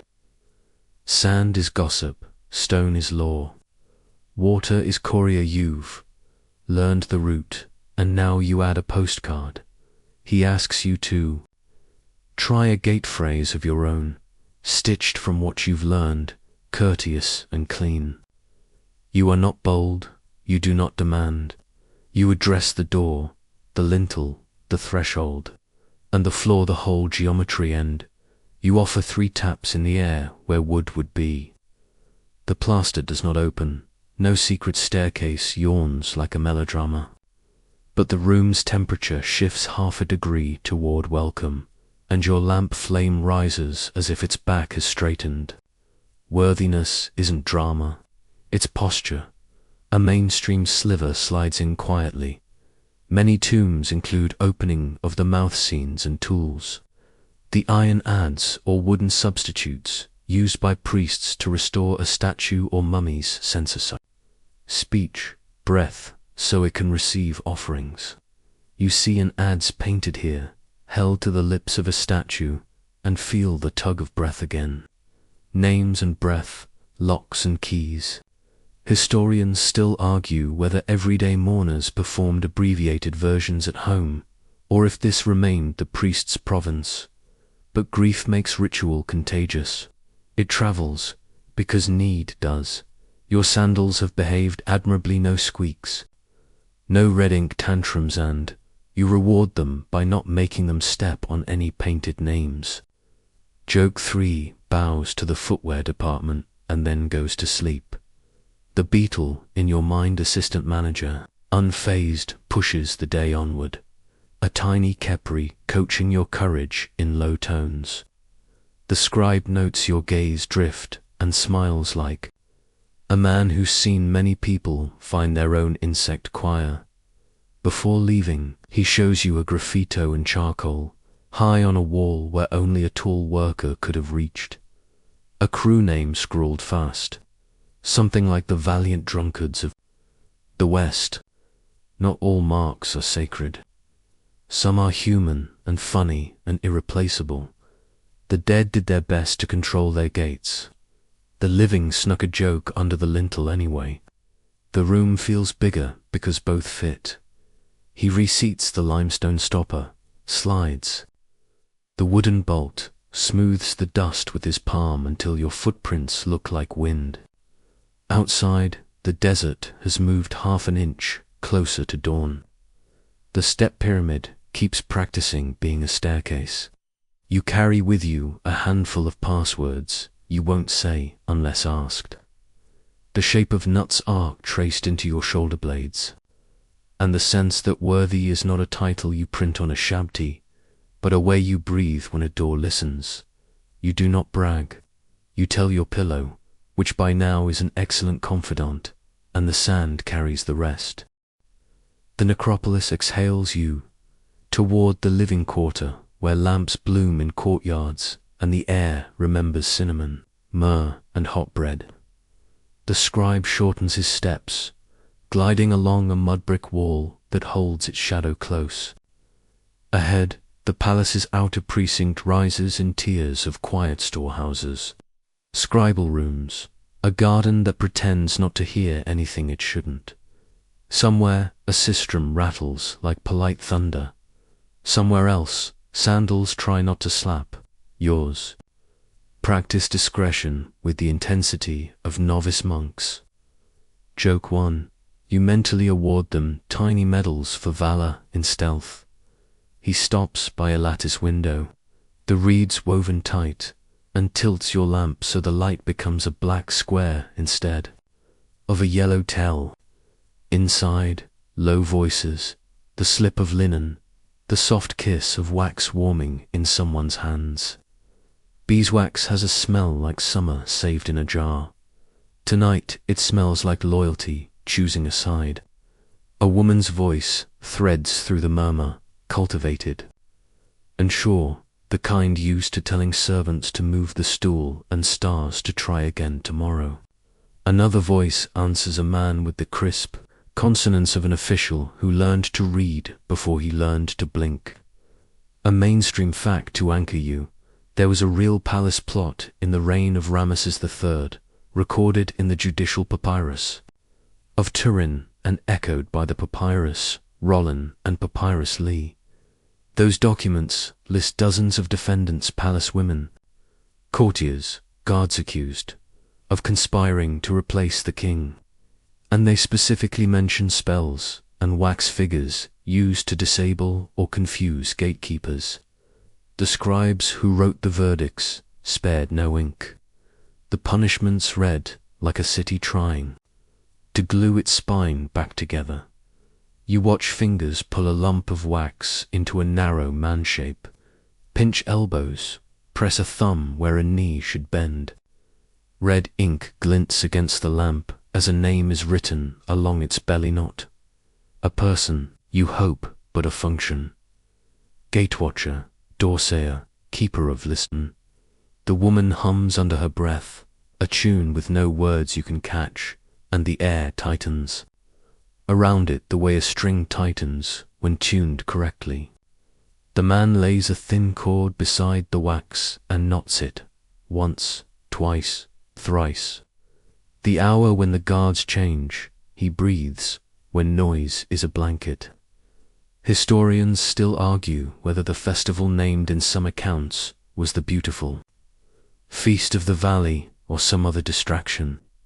The papyri don't agree, and the night refuses to whisper the calendar out loud. Your scribe's fingers find your sleeve. Don't lean, don't name. Names are doors, walls have ears. The house of women, the harem, in the old sense of guarded quarters, watches itself by reflex. The reed lattice is warm under your palm, as if the room's breath has seeped into it for years.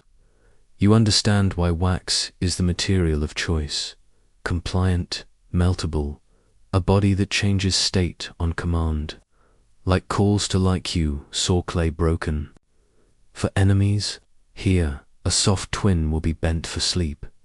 The woman pauses and sniffs, not the air, the hour. Write it in red, she tells the man. If we must write at all, her tone makes red sound like courage and a dare. Your memory flips through temple rules, red for danger, red for enemies. Sandals with mosquito, unscribed in mercy. You imagine your sandals thankful you've kept them out of statecraft.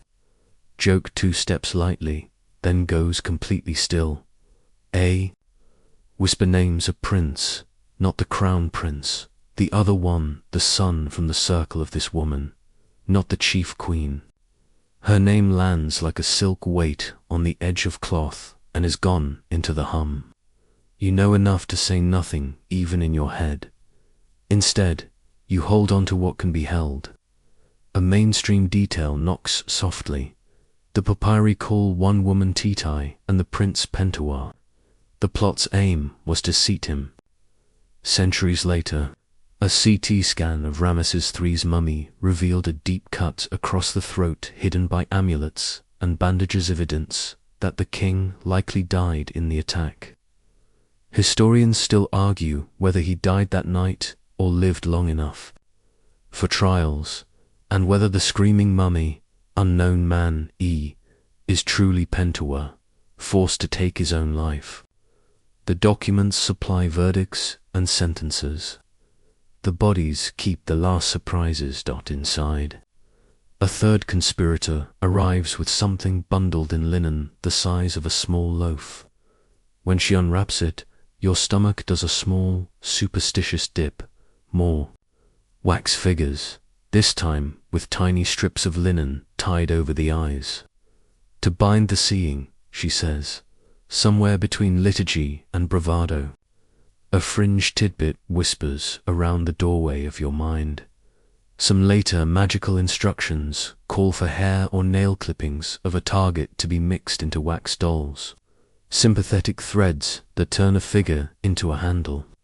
Whether that's true here, or a rumor gelded by time, the knot in the cord speaks the same language. Pull here, tug there, make the world notice. Your scribe's breath tastes of worry.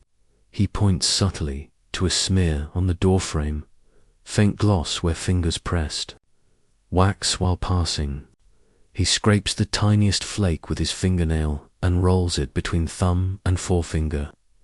Bees, he mouths, as if to remind himself that even conspiracies owe their texture to patient insects.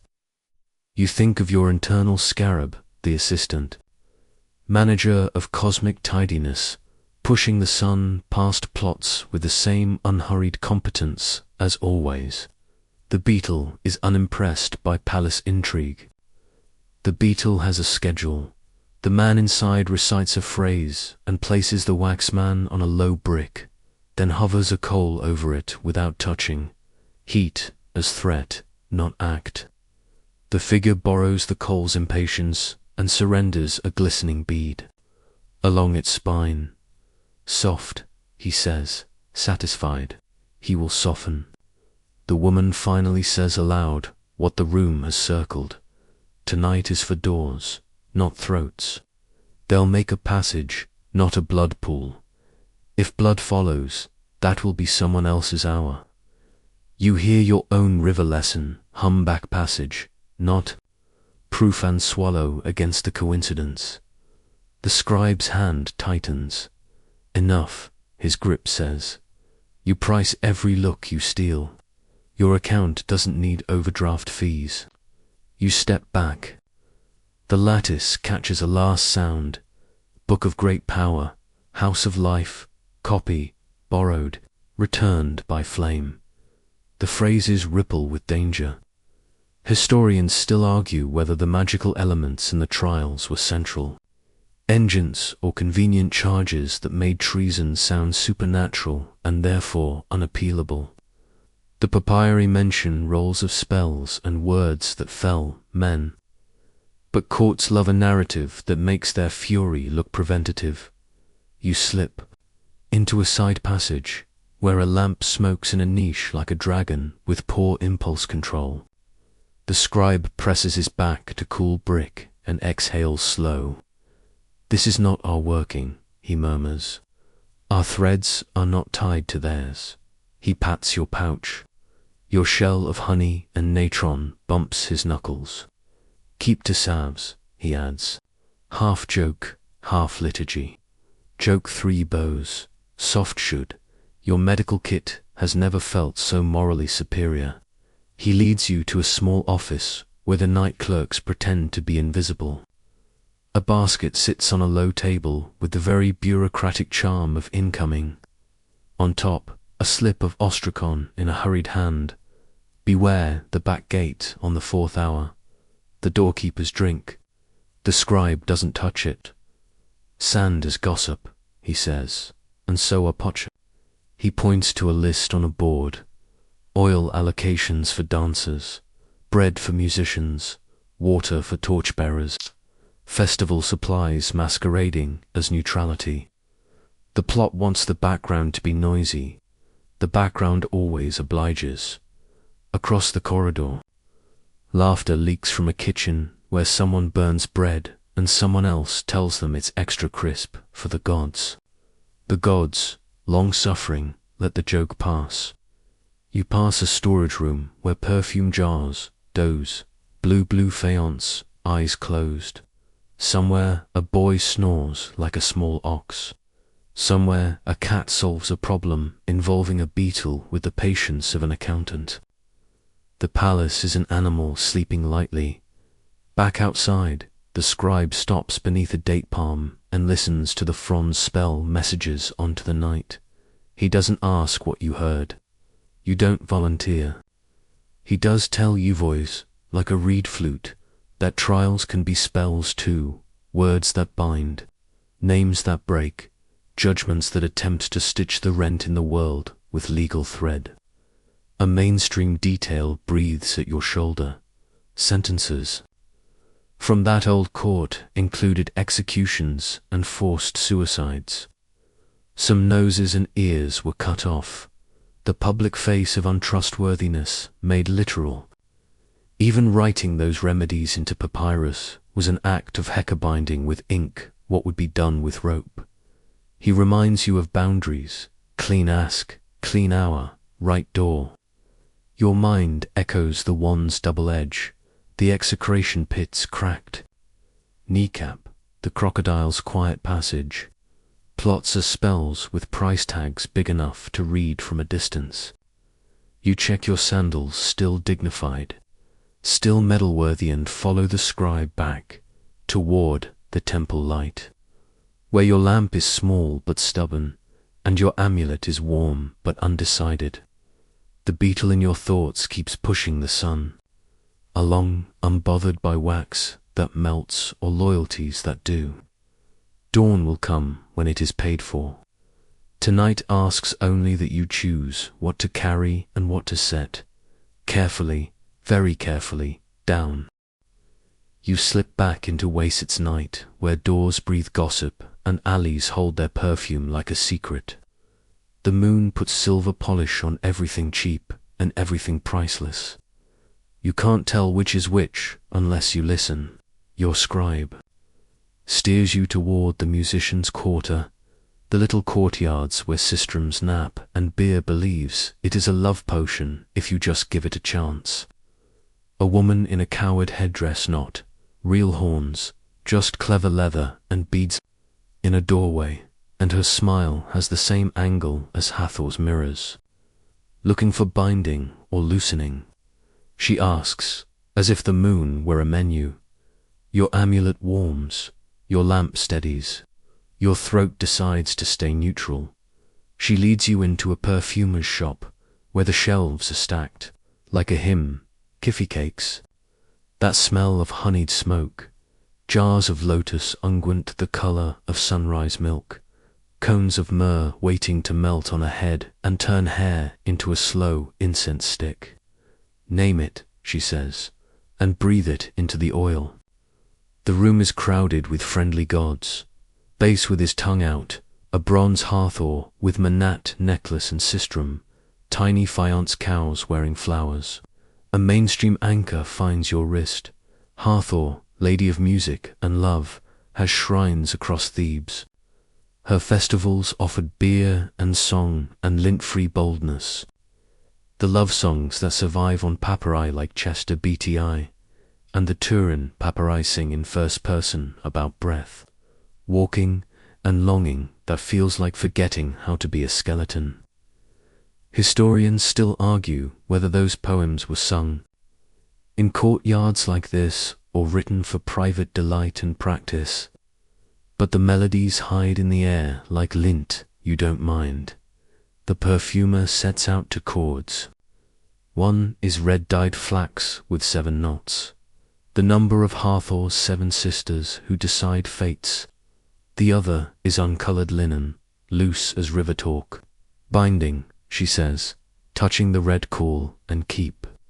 Loosening, she says, touching the pale, bless and release. The scribe gives you the sideways look of a man who has watched plenty of people choose poorly and then write long letters about it. You ask to learn the loosening first because your dream at Saqqara whispered, "Ask for less," and you are trying to practice.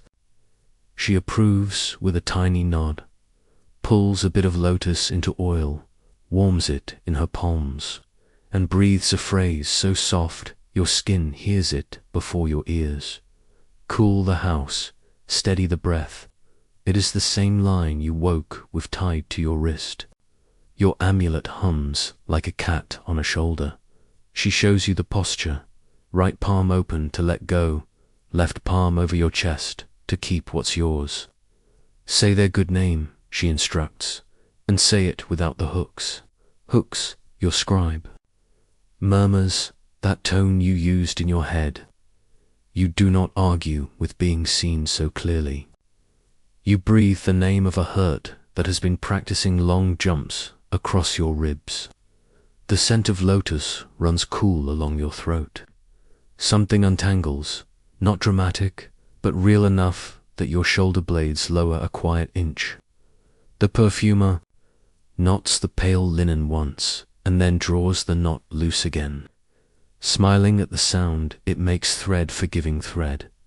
Binding is trickier. She picks up the red cord and threads it through her fingers like a tame snake. 7 knots, she says, and sets a tray with a little wax figure beside it, not a person, just a heart, stylized like a hieroglyph, fat and simple. She draws Bess's face on it with a reed dipped in black.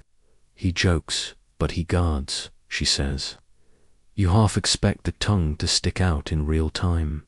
Your lamp politely refuses to corroborate. She ties the first knot breath in, the second name, the third mirror held up to your own mouth. You don't ask for a body, she says. You ask for a road. She taps the heart with a sistrum's handle, just once. A road has 2 ends, she adds, and lets the sentence hang like a curtain you can choose to lift. A quirky tidbit sidles up with a basket of seeds. In old texts, women would urinate on barley and emmer. If the grain sprouted, it meant pregnancy, and some texts claimed the grain that sprouted first could foretell the child's sex. Early biology meets home gardening as, if the Nile ran through a windowsill, you glance at the jars and decide not to open a test lab between the kiffy and the mirrors. Your pillow is already scheduled to hear too much tonight. Joke 1 gives your inner scientist a pat on the head and a bedtime.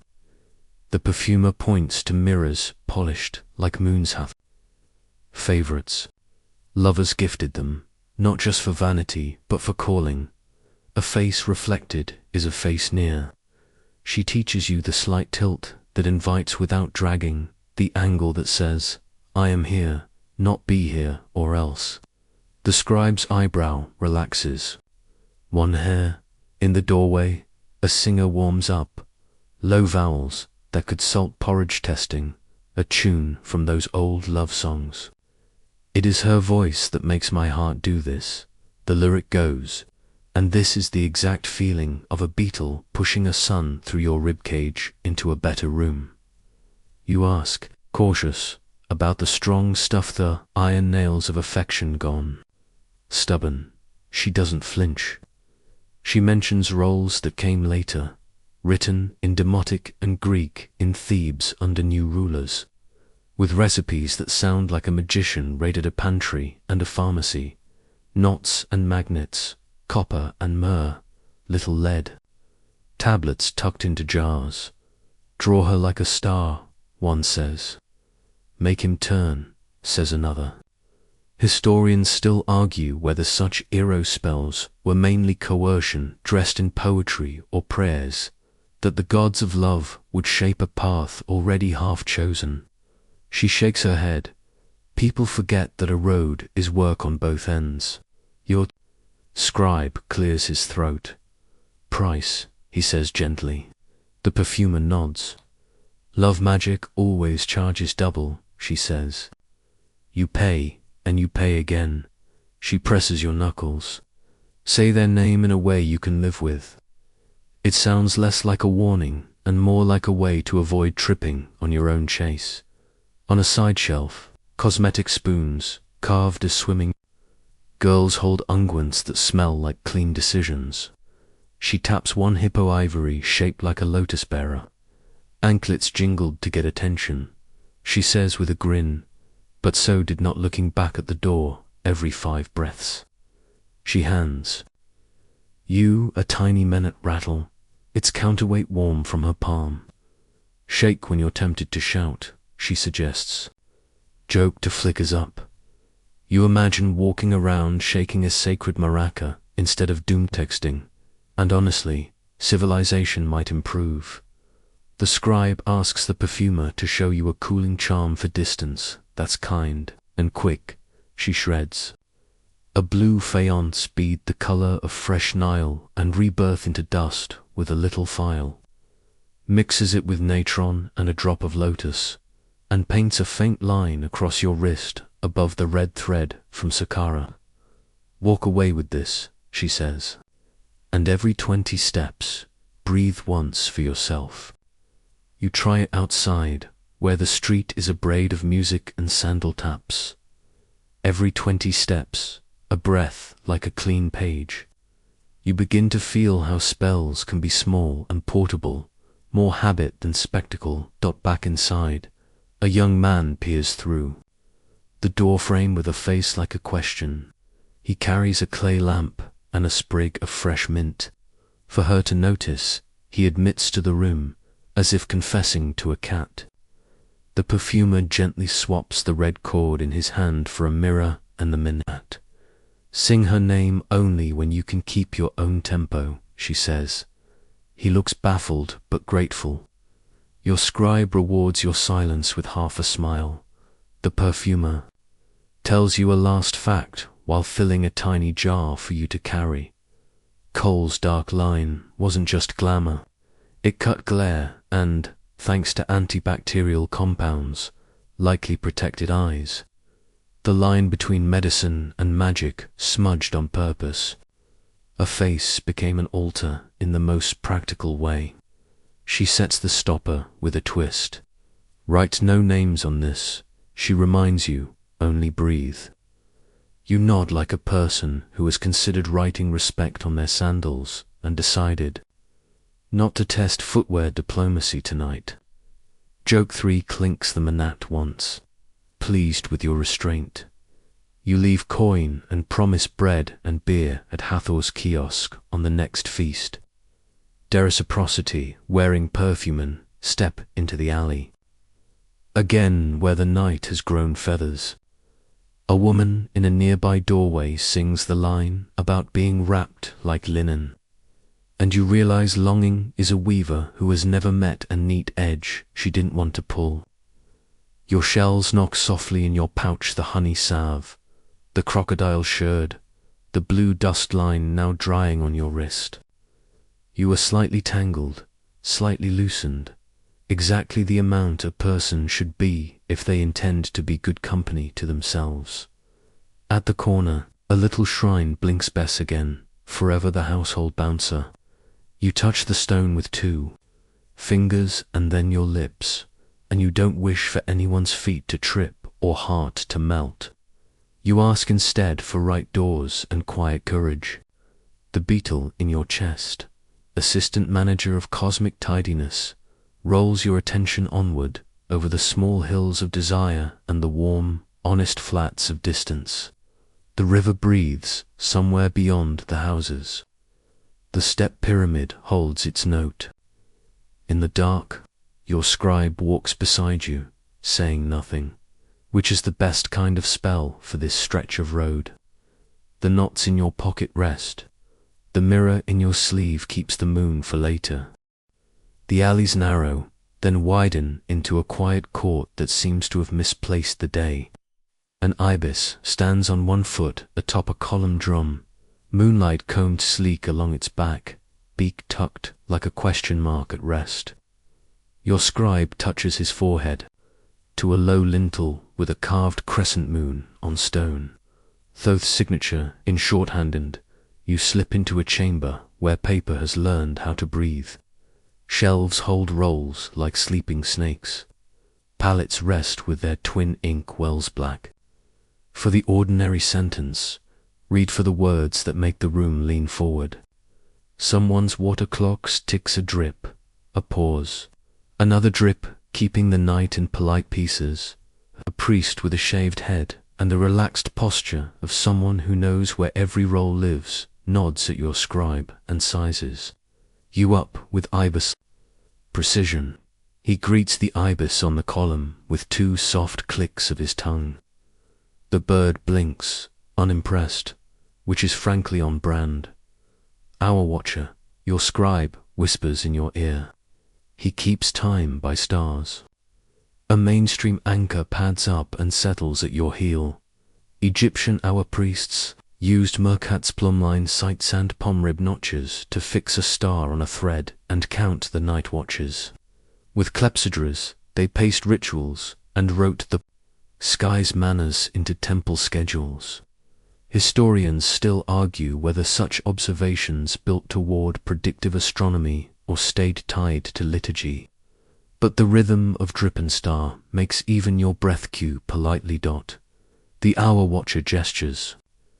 You're closer to a table where a chest sits under 2 seals, one with the ibis of Thoth, one with a crescent thin as a fingernail clipping. The wax smells like bees and rules. He doesn't touch it. Names inside, he murmurs, and you hear the phrase all over again, names are doors.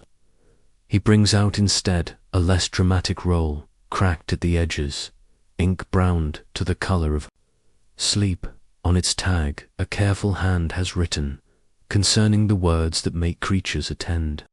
Your amulet warms, as if sliding a chair closer. He unrolls a portion. The columns of hieratic script are small, precise, like reeds taught to march. Between lines, tiny drawings of animals: ibis, falcon, beetle. You nod to your assistant manager. Of cosmic tidiness, a cat with an expression that promises performance reviews. The hour watcher taps a passage with his reed. Under the correct moon, speak over water that remembers stars. An ibis feather is pure, a beetle shell is steadfast. Make your mouth clean and your breath be counted. He sets your palm over. The water clock's rim drip. Pause, drip. The rhythm climbs your arm like a ladder. A mainstream sliver fits neatly. There really is a cycle of stories about a book of Thoth, a text that teaches the speech of animals and the language of the heavens. In the demotic tale of Setne-Comoise and Nani-Fokapta, a prince steals such a book from a tomb and pays a terrible price. In real life, demotic fragments, published as the Book of Thoth, show dialogues between a master Thoth and a disciple, about writing, nature, and gods. Historians still argue whether those demotic texts are the same as the legendary Book of Power, or a priestly meditation borrowing the brand. Either way, the warning in the stories is steady. Some pages are tall. Roads, not souvenirs. The hour watcher guides you to the doorway and points your face to a gap of sky framed by mud. He hands you a simple Mercator weight on a cord and a palm rib with a V-notch. Choose a star. You find a fierce little bead of light near the belt of Sorian and set the thread so it cuts the notch clean. The ibis on the column mutters a quiet grunt, as if to say, acceptable. You feel how your posture becomes part of the device, how the line from shoulder to elbow to wrist turns your body into a compass needle. Language of stars, the priest says, is waiting and naming. He doesn't mean astrology columns. He means listening until the sky admits you're here. He sets a shallow bowl beside the clepsydra and trims your lamp so its flame thins to a whisper. The water in the bowl copies the sky, pulls the star into itself as a quivering dot, and for a breath it looks like a pupil. Speak once, he murmurs. You remember every rule-clean breath, boundary, reciprocity, and you do not improvise. You say the star's known name, then the little praise name scribes use when they are being affectionate with reality. The water does not leap, it sighs. The ibis lifts its head and shows you an eye you hadn't been introduced to, the kind that has opinions about penmanship. Joke. One tiptoes in. You vow not to read anything aloud in a haunted library, and the ibis nods like it has heard that vow before. The hour watcher sprinkles a pinch of crushed blue Pharaohs bowl, the water, and the ripple makes a pattern like a tiny fan opening. Good, he says. You're not a storm. He brings from a shelf a small pouch that smells of myrrh and ink, shakes a dusting into his palm, and shows you a feather ibis, delicate as a sentence you'll regret if you finish. Not tonight, he adds, and slides it away. The price for shortcuts is that they remember you. A quirky tidbit flutters down. In the catacombs of Tuna Elgabel, priests and pilgrims offered millions of ibis and many baboons to Thoth, wrapped and stacked in galleries like a chorus in linen. Some mummies carry little metal plates with the god's face, tiny credentials for eternity. You picture a warehouse of moon-appointed employees and decide you'll never complain about filing again. The hour watcher smiles toward your thought, as if baboons in waistcoats are a normal intramural fantasy for scribes. He lets you read a line from the creature's attend roll, but only with your eyes and only behind your teeth. The words arrange a posture for your mouth even when it's closed. Lips soften on a breath that smells faintly of lotus from the loosening oil the perfumer taught you. You feel, rather than hear, a change in the rumor focusing, like cats aligning in another layer of the house. You do not test it by calling to anything that has claws and an agenda. Your sandals, veterans of many near mistakes, do not squeak. Their objections?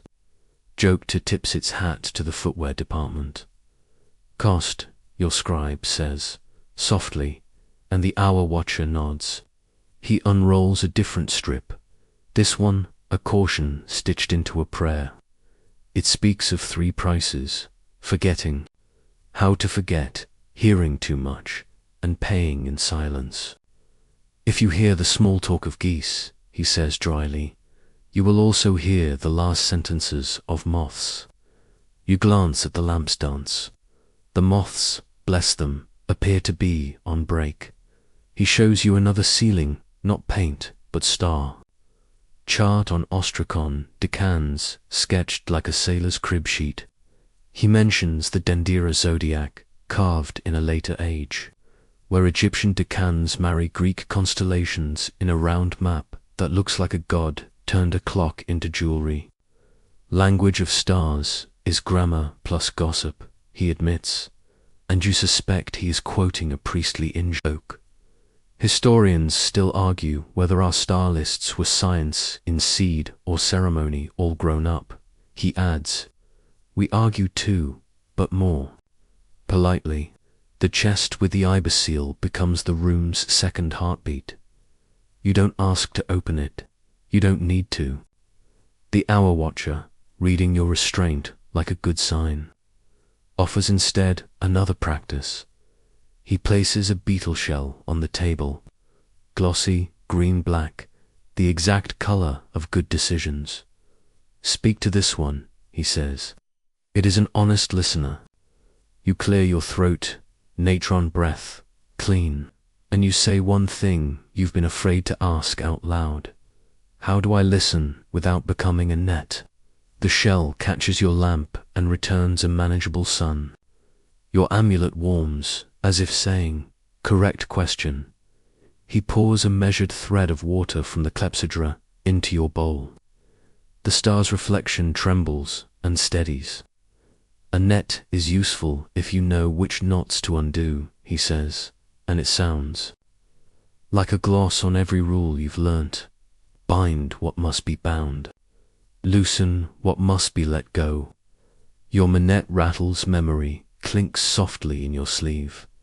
You resist the impulse to shake it now. Joke 3 raises its hand, but promises not to make noise in the library. The Hour Watcher tells you one more mainstream thing while your breath and the drip make friends. The title scribe of the House of Life sometimes came with duties across medicine, ritual, and record keeping. The same hands that counted granaries might recite a hymn to the moon and set. A broken arm. The borders stay porous on purpose. He shrugs like a man used to wearing 3 hats at once. Not because he wants to look taller, but because the world won't keep still otherwise. He escorts you to the doorway, and the ibis on the column stretches. A slow, creaky bow that dignifies everyone present. Leave an offering that doesn't make a mess, the Hour Watcher suggests. You place on the threshold the small blue dust left from your wristline distance, powdered into color, and a bead for Thoth, whose patience feels like a loan you can repay. You do not brag your pillow is already holding a QSO. You tell the stone with 2 fingers and your lips, and let silence do the heavy lifting. On the path back, your scribe seems taller by the amount of 1 ibis feather. Less, he quotes your dream, and you have to laugh softly because yes, that is still the assignment. The moon rides along the temple roofs like a boat that didn't bother to ask permission. Somewhere, a cat makes a noise that is probably a critique. You choose not to understand it tonight. The beetle in your thoughts rolls the day forward 1 more sober inch, and you feel ready to keep listening without turning yourself into a sieve. Dawn sneaks up wearing ochre and dust, and the market wakes like a long cat stretching joints pop. Baskets yawn, voices clear. You follow your scribe into a lane where stalls bloom from red mats and poles, each one a small spell disguised. As retail, a boy tosses water to settle the dust. It darkens in patches like ink, deciding what to say. Jackals trot the Agesseline amber-eyed, tails low with the professional discretion of undertakers off duty. One pauses, looks you over, and moves on as if your lamp's small courage passes inspection. Here is a blanket entirely covered in eyes wedget charms in faience. Blue-green as fresh Nile. Base grins from a tray, tongue out, hands on hips. The household bouncer you keep meeting at every corner. Jed pillars stack like little vertebrae of safety. Tie at notster, girdle of Isis glow, like drops of pomegranate syrup. A woman with henna'd palms pats the cloth. For sailors, she tells you, tapping the wedgets. For backs, she adds, flicking a jed. For bleeding that loves drama, she says, lifting the tiet with a knowing look. A mainstream anchor hums. Workshops from Amana to Memphis poured faience amulets by the hundreds with clay molds. Archaeologists find the molds themselves, proof that protection came in bulk before bulk had a word. Historians still argue whether most amulets were consecrated in a formal rite after purchase, or whether the wearer's own breath and daily libation finished the job. But this seller's bowl of natron water says she likes to do both. You haggle because the market expects choreography. No coins flashes, at least not yet. The woman weighs your offer against her day with a smile that could file a lawsuit. She measures with a small balance and stone weights shaped like ducks. Copper rings clink in a bowl.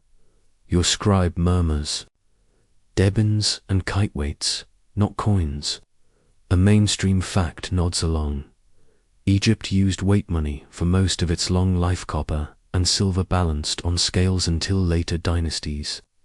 Persian and then Greek put stamped coins into palms. Historians still argue whether street haggling changed much with coinage, or if the old math of fairness stayed, just shinier. A jackal slips between a butcher's barrow and a basket of pomegranates, barely a shadow. The seller flips a bit of gristle its way. The jackal takes it without thanks and fades, all moonlit ankle bones and professional silence. Your sandals, veterans now, do not squeak. Joke 1. You consider tipping the jackal for security services. Then remember, it accepts meat, not 5-star reviews. Beyond, the market tilts toward the other kind of offering. Coffins the size of cats line a stall in neat rose-gesode, painted with gold leaf that has decided not to flake today. A man with resin-stained fingers and a nose like a papyrus bookmark watches you without blinking. Baste its children, he says, tapping a lid with the tenderness of someone knocking a friend's door. He lifts one gently to show the painted face-wide eyes, red collar, stylized whiskers, then points toward the road that leads. Eventually to Bubastis, and also to the cat catacombs at Saqqara. A mainstream anchor settles in. Egypt, mummified animals by the millions, abysses for Thoth, falcons for Horus, dogs and jackals for Anubis, crocodiles for Sobek, cats for Bastitand, piled them in catacombs like hymns in fur and feather. Many were votives. You purchased one, the priests offered it, and your prayer acquired a small, purring courier. Historians still argue whether worshippers chose species by personal devotion or by what the market had ready to hand. Pricing and availability matter even when you're aiming at heaven. The man offers you a look inside a rejected bundle, no, not to scandalize. To teach, he unwraps red thin linen to reveal reeds. Not cheating, he insists, padding. He turns the little figure and lets a paw bone wink, real and delicate. Sometimes small cat, sometimes only part, he admits. You've heard the modern murmurs. Some votive mummies are empty or filled with substitute parts. Assembly line piety that still meant what it meant. He shrugs. The God knows the truth of the gift, he says, and tucks the bundle back as gently as if it were a sleeping thing. A quirky tidbit sniffs at your sleeve. In later centuries, people powdered ancient mummy human animal and used it as pigment or medicine far from the Nile. Time is not always polite with its leftovers. A priest with a jackal-masked crest on, his head black wood polished till it drinks the day sets up a neat tray, cones of unguent, packets of natron, little bronze hooks. Not a street embalming, a traveling showroom. He sells blessings for funerals scheduled and funerals hoped to be distant. Anubis keeps the stitches, he says, indicating a tiny embalmer figurine tying a neat knot. The scribe nods toward your pouch. Honey and natron, he murmurs, a reminder from Sobek's key that remedies and rites lean on the same shelf. The priest stamps a bit of resin with a tiny jed seal and presses it into your palm. For a doorway, he says. Not your bedroom, he adds with a dry glance. You accept with due seriousness. Joke 2 opens an eye, considers asking whether the doorway of your snack cupboard counts, then chooses longevity. Down the lane, a scribe for hire sits under a faded awning, astraca stacked like flatbread. Names on amulets, he offers. Good ink for good luck. Your earlier lessons tap your ribs. Don't put a true name where water walks. You ask for a blessing instead. Neat strip of linen inked with a general wish for going forth by day and returning with coolness. He writes with a reed that sings just a little. His red ink waits capped because you are careful and your sandals appreciate not becoming a battleground. He blows the line dry and ties it round your menotrattle, which has become your antidote device. He doesn't comment.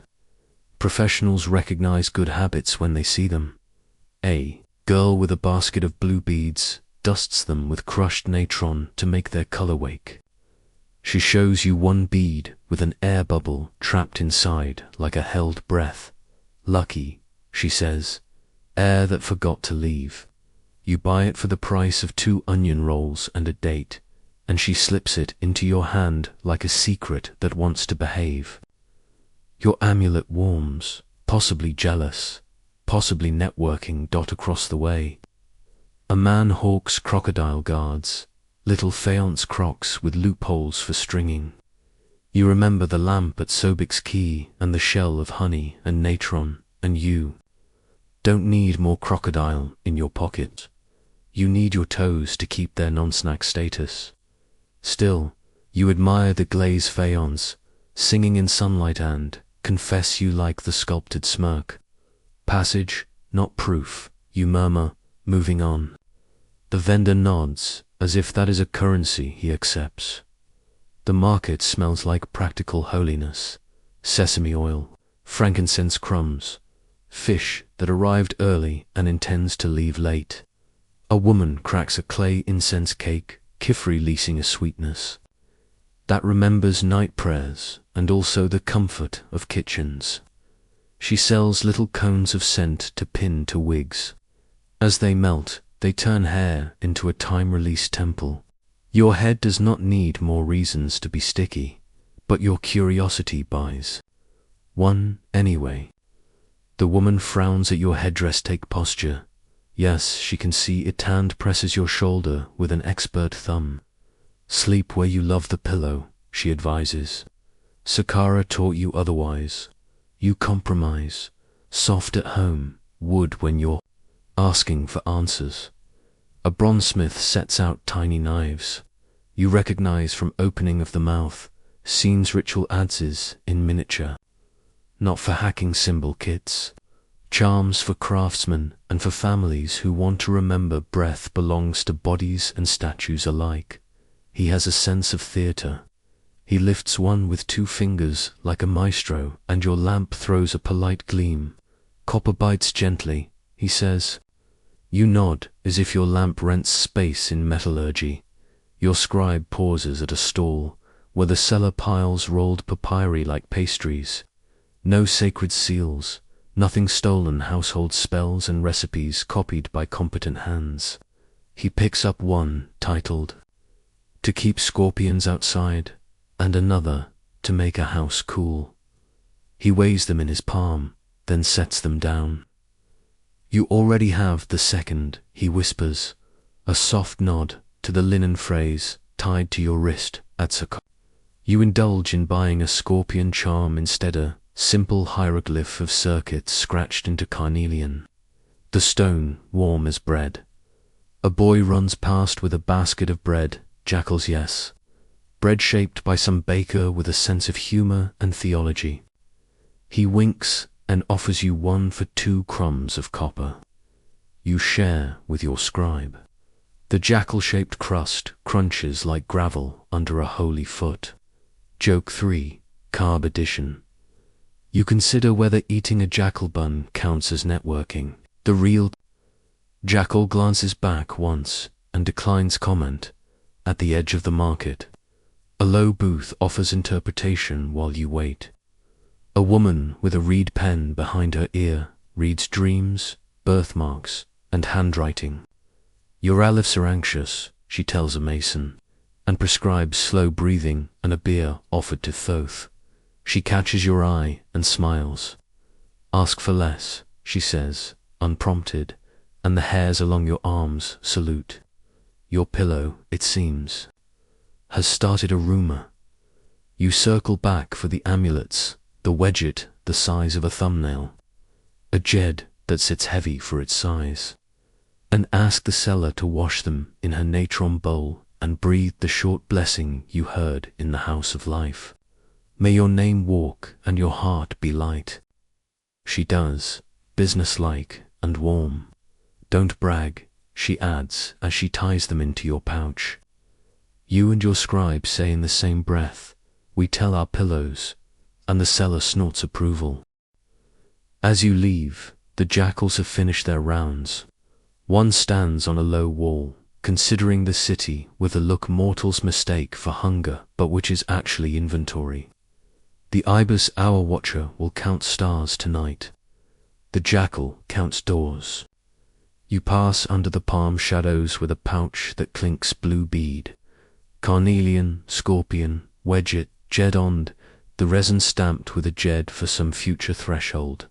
Sand is gossip, stone is law, water is courier, market is chorus. Historians still argue whether stalls like these spread more knowledge or more superstition.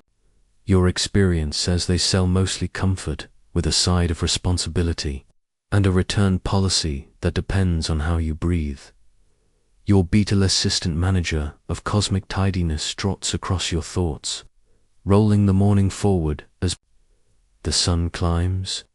You have bargains you understand and promises small enough to carry.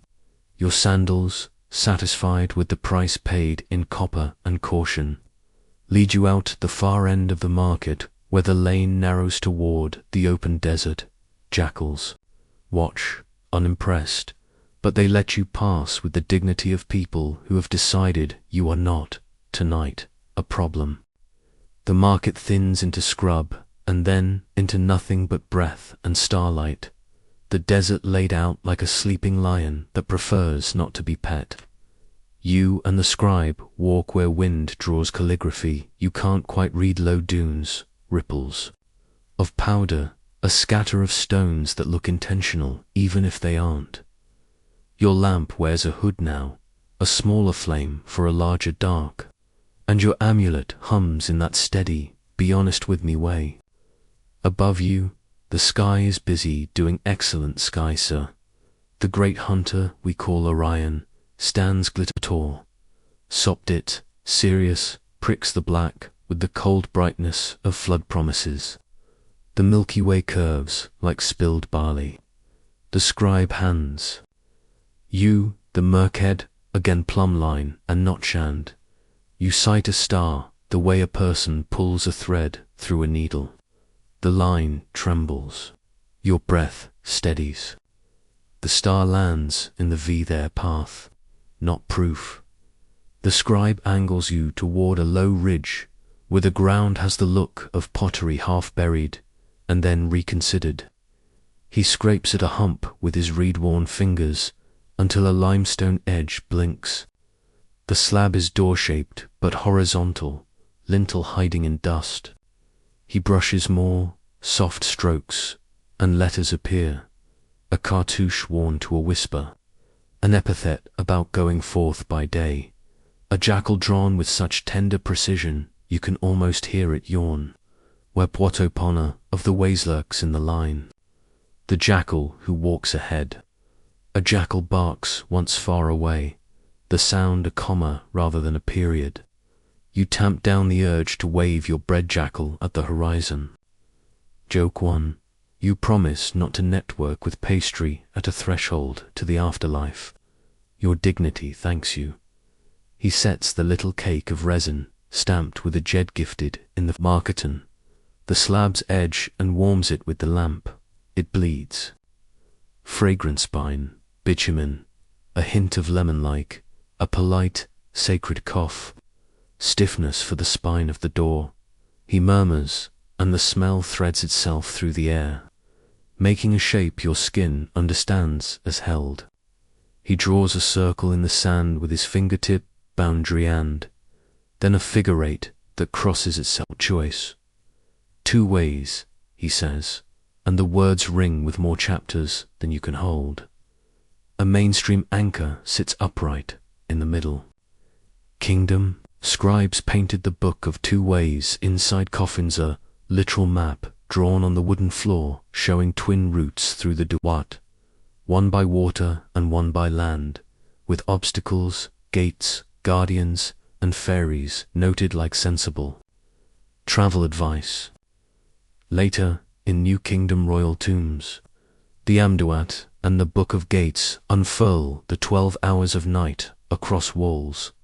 Ra in his bark, underworld rivers, caverns of stars, serpents who take job security seriously. Historians still argue whether ordinary people knew these maps by heart or whether priests coached souls at the edge like tactful tour guides.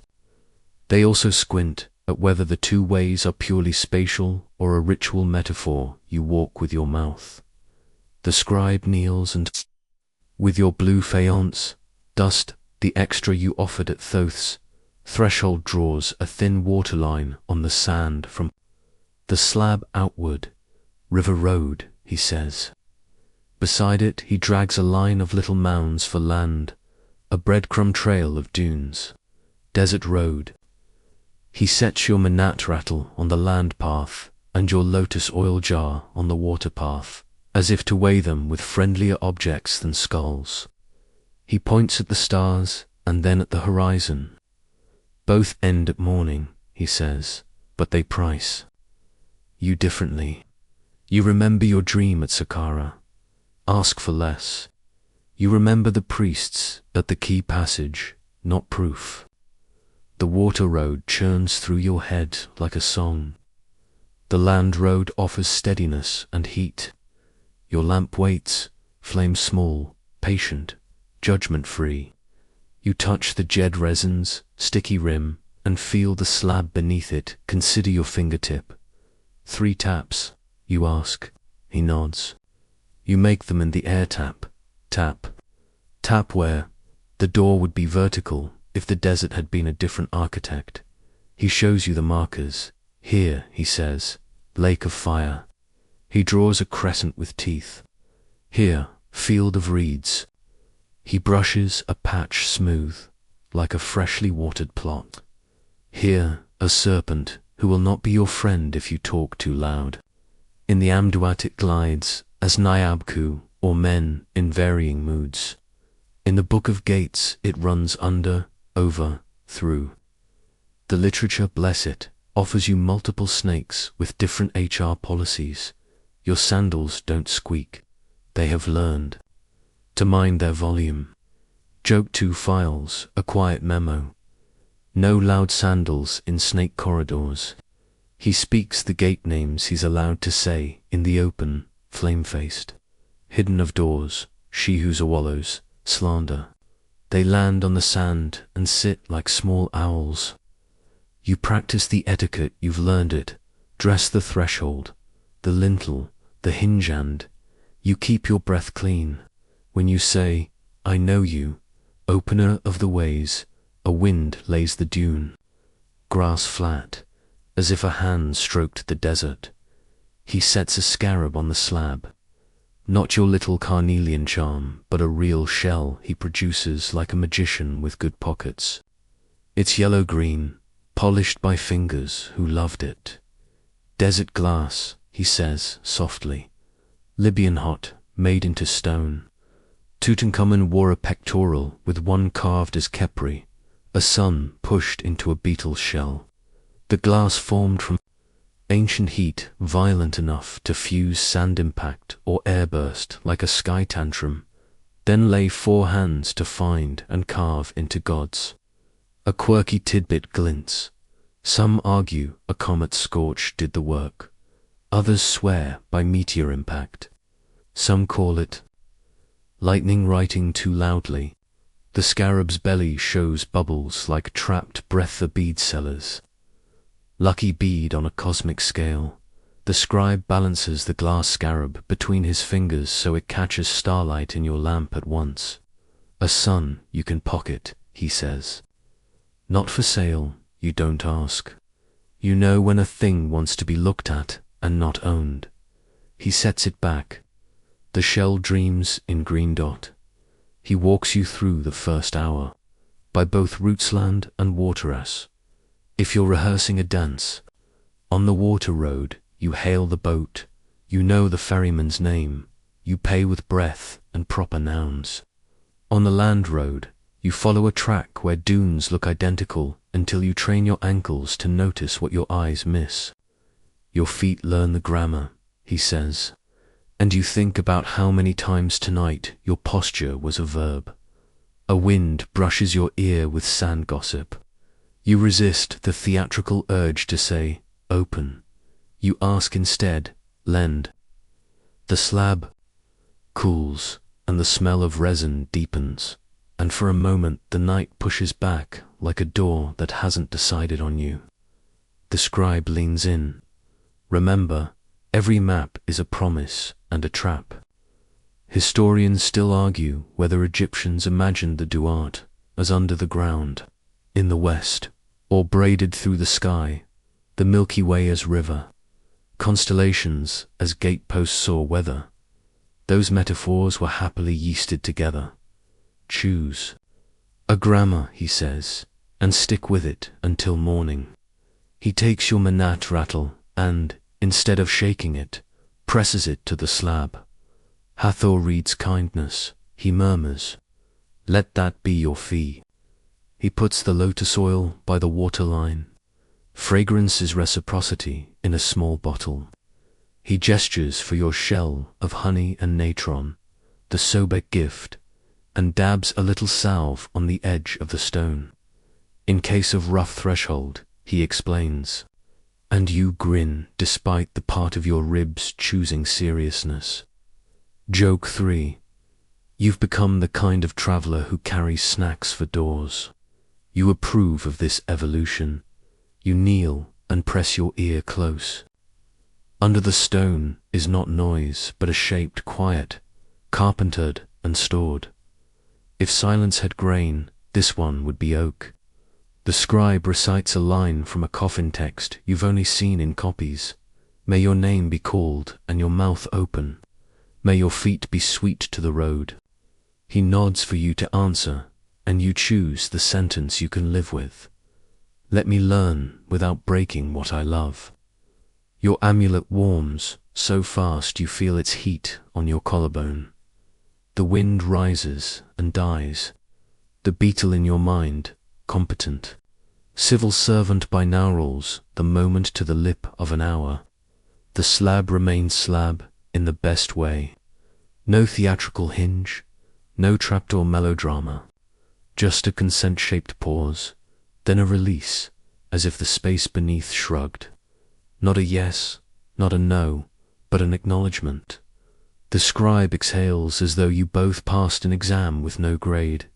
He smooths your figure eight with his palm and redraws it, this time with one line thicker than the other. You can walk both, he says, but tonight, fewer steps. You point to the water road. He looks pleased not because it's correct, but because it remembers the lessons you've carried. Crocodile priests, lotus breath, passage. Not proof. He marks your wrist with a dot of lotus oil cool. Lovely, and then brushes a thumb down your other wrist, where the blue line of distance has faded from the market spell. Balance, he says. Feather and coil. Circle and road. You sit with the slab while the scribe keeps time. Counting silent drips your ear invents because it misses the clepsydra. Above, Sopdet leans a hair west. We go at the second hour. He says, not now. You've made the door hear you. Let it hear you decide. You watch the stars stitch the sky a little tighter and feel a braid form where choice used to be a knot. Tomorrow you'll face a scale and a feather and a truth. That doesn't care for theatre.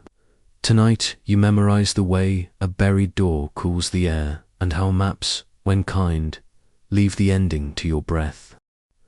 The second hour settles like a thin shawl, and the desert stops pretending it isn't listening. Your scribe lifts the lamp's hood a finger's width. The flame slims, taller, attentive. He sets down a little balanced market's cousin. To justice with arms, so fine the night could breathe it crooked. From his pouch comes a single ostrich feather, pale as moon milk, the sign of Mahat you've seen in paint and on crowns. Now very much an object that dares you to be honest. He rests it on one pan. The other waits like a question with its hand raised. You know the room, he murmurs, not as a guide, but as someone reminding your muscles of a dance they've seen carved on walls. A mainstream anchor rises by itself, Spell 125 of the Book of the Dead, going forth by day, sets the scene you're about to walk. The weighing of the heart before the 42 assessors, Anubis adjusting the scale, Thoth with his tablet poised to write, and Amit crocodile forkwaters, lions. Middle, hippo haunches, lurking to eat the heart heavier than truth. The Egyptians kept the heart IB in the body during mummification because it was the seat of thought and will. Brains had their own exit interview through the nose, and no one cried to keep them. Historians still argue whether the negative confessions in that spell outlined a lived moral code or a ritual grammar you put on like clean linen, necessary, sincere but always liturgical. Your scribe does not produce 42 judges. The jackals on the ridge decline courtroom duty, but he does draw in sand the slim outline of a seated figure, with her feather at the brown, another of a jackal-headed man with steady hands. We rehearse, he says. We do not counterfeit. Your menote rattle stays quiet under your palm, a promise to avoid doom-texting the gods. From your pouch he takes the resin stamped with a jed and softens it again, a ribbon of smell that makes the air feel more vertical, less likely to crumple. He sets your blue bead luck by the scale, not on it. No talisman on the pan, he explains. Let your habits speak. Anubis is not here in person, but a real jackal pads clothes and sits as if contracted for ambience. He looks like a sentence with perfect punctuation. Your sandals cooperate. Your toes continue their platform of not volunteering for anything with teeth. Joke 1. You consider offering the bread jackal as a bribe to his union, and immediately decide you enjoy having ankles. A heart scarab glints in the scribe's pomegranate stone carved with tight signs. Spell 30B, he says, spoken to the heart so it won't betray its owner. You remember the line, worn smooth by centuries of anxious lips. O heart of my mother, do not stand against me as witness. He shows you how the back is inscribed and how it once would have been bound over a chest with gold wire or linen straps, a gentle muzzle for a proud organ. You don't tie it on. Tonight is practice, not costume, but the scarab's weight on your palm is a reminder. Sometimes you ask your own insides for mercy. He nods to you. The confessions come not like a list you've memorized, but like a room you've already entered. I have not stolen the bread of the dead. A quirky tidbit taps your shoulder. Yes, cakes of the dead appear in ancient lists offerings. For the ancestors, sneaking snacks from the altar was both gauche and cosmically dim. I have not told lies deliberately, you say, and the feather air barely stirs. I have not clogged the river, you add, the priests of Sobek nodding. In some remembered kisa, I have not made people weep without cause. You add your own tender line. I have not bragged to the walls, because tonight you know the walls listen. And because telling your pillow doesn't count, you stop. The scribe waits. The jackal waits.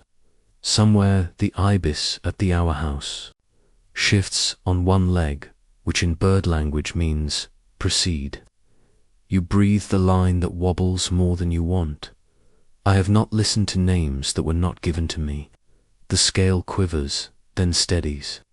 You think of a reed lattice and warm, beeswax and a woman's hum, and know the weight of a breath you borrowed through a woven wall.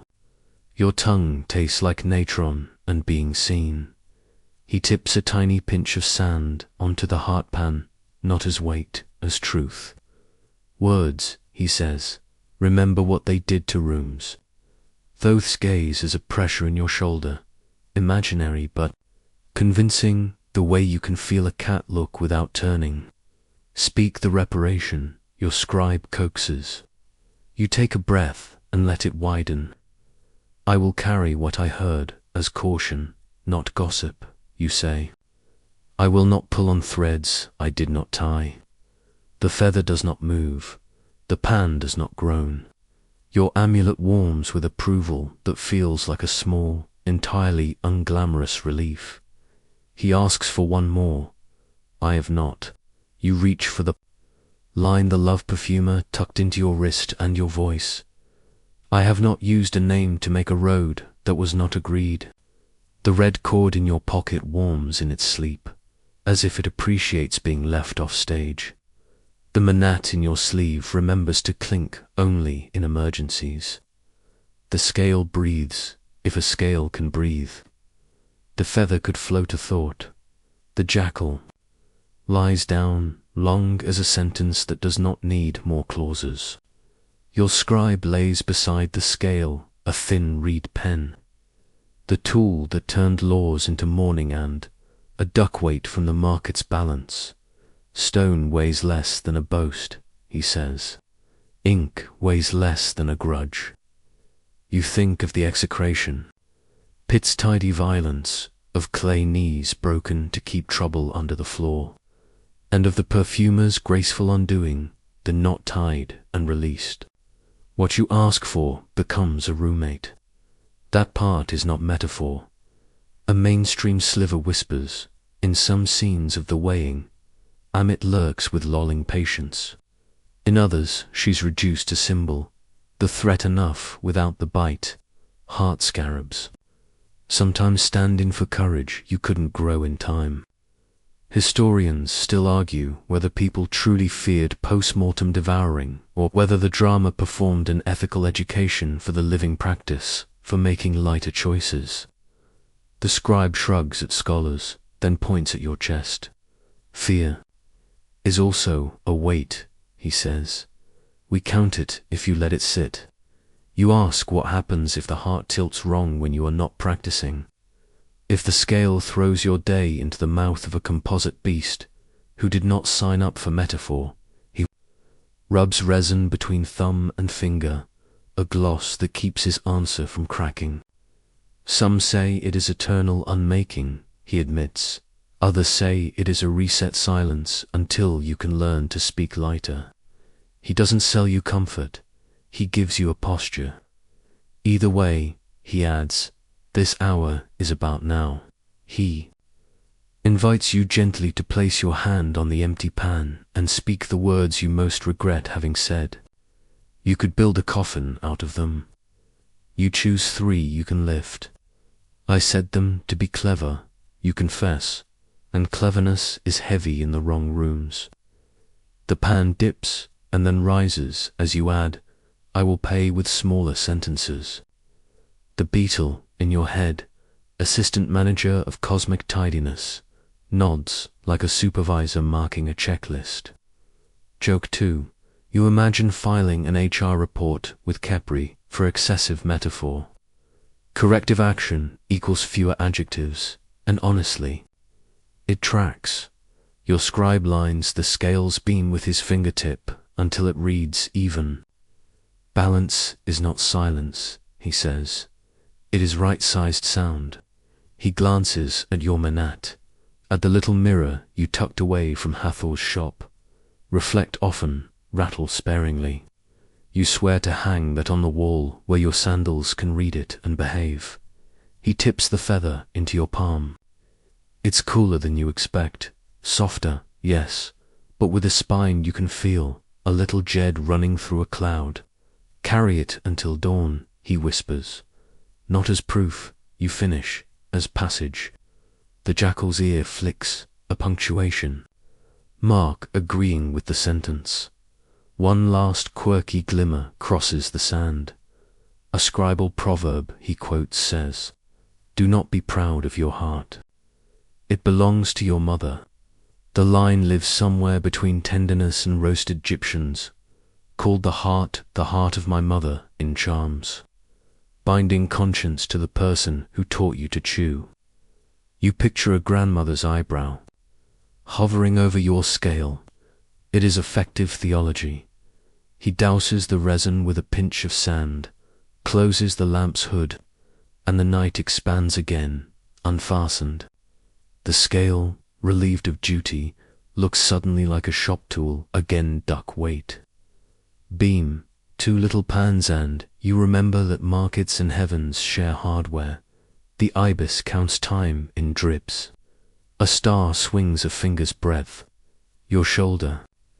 Low as you stand, feather in hand, and memorize how light invites care instead of carelessness. The desert, pleased with your lack of fireworks, lets you hear the small noises again. A beetle's faint rasp.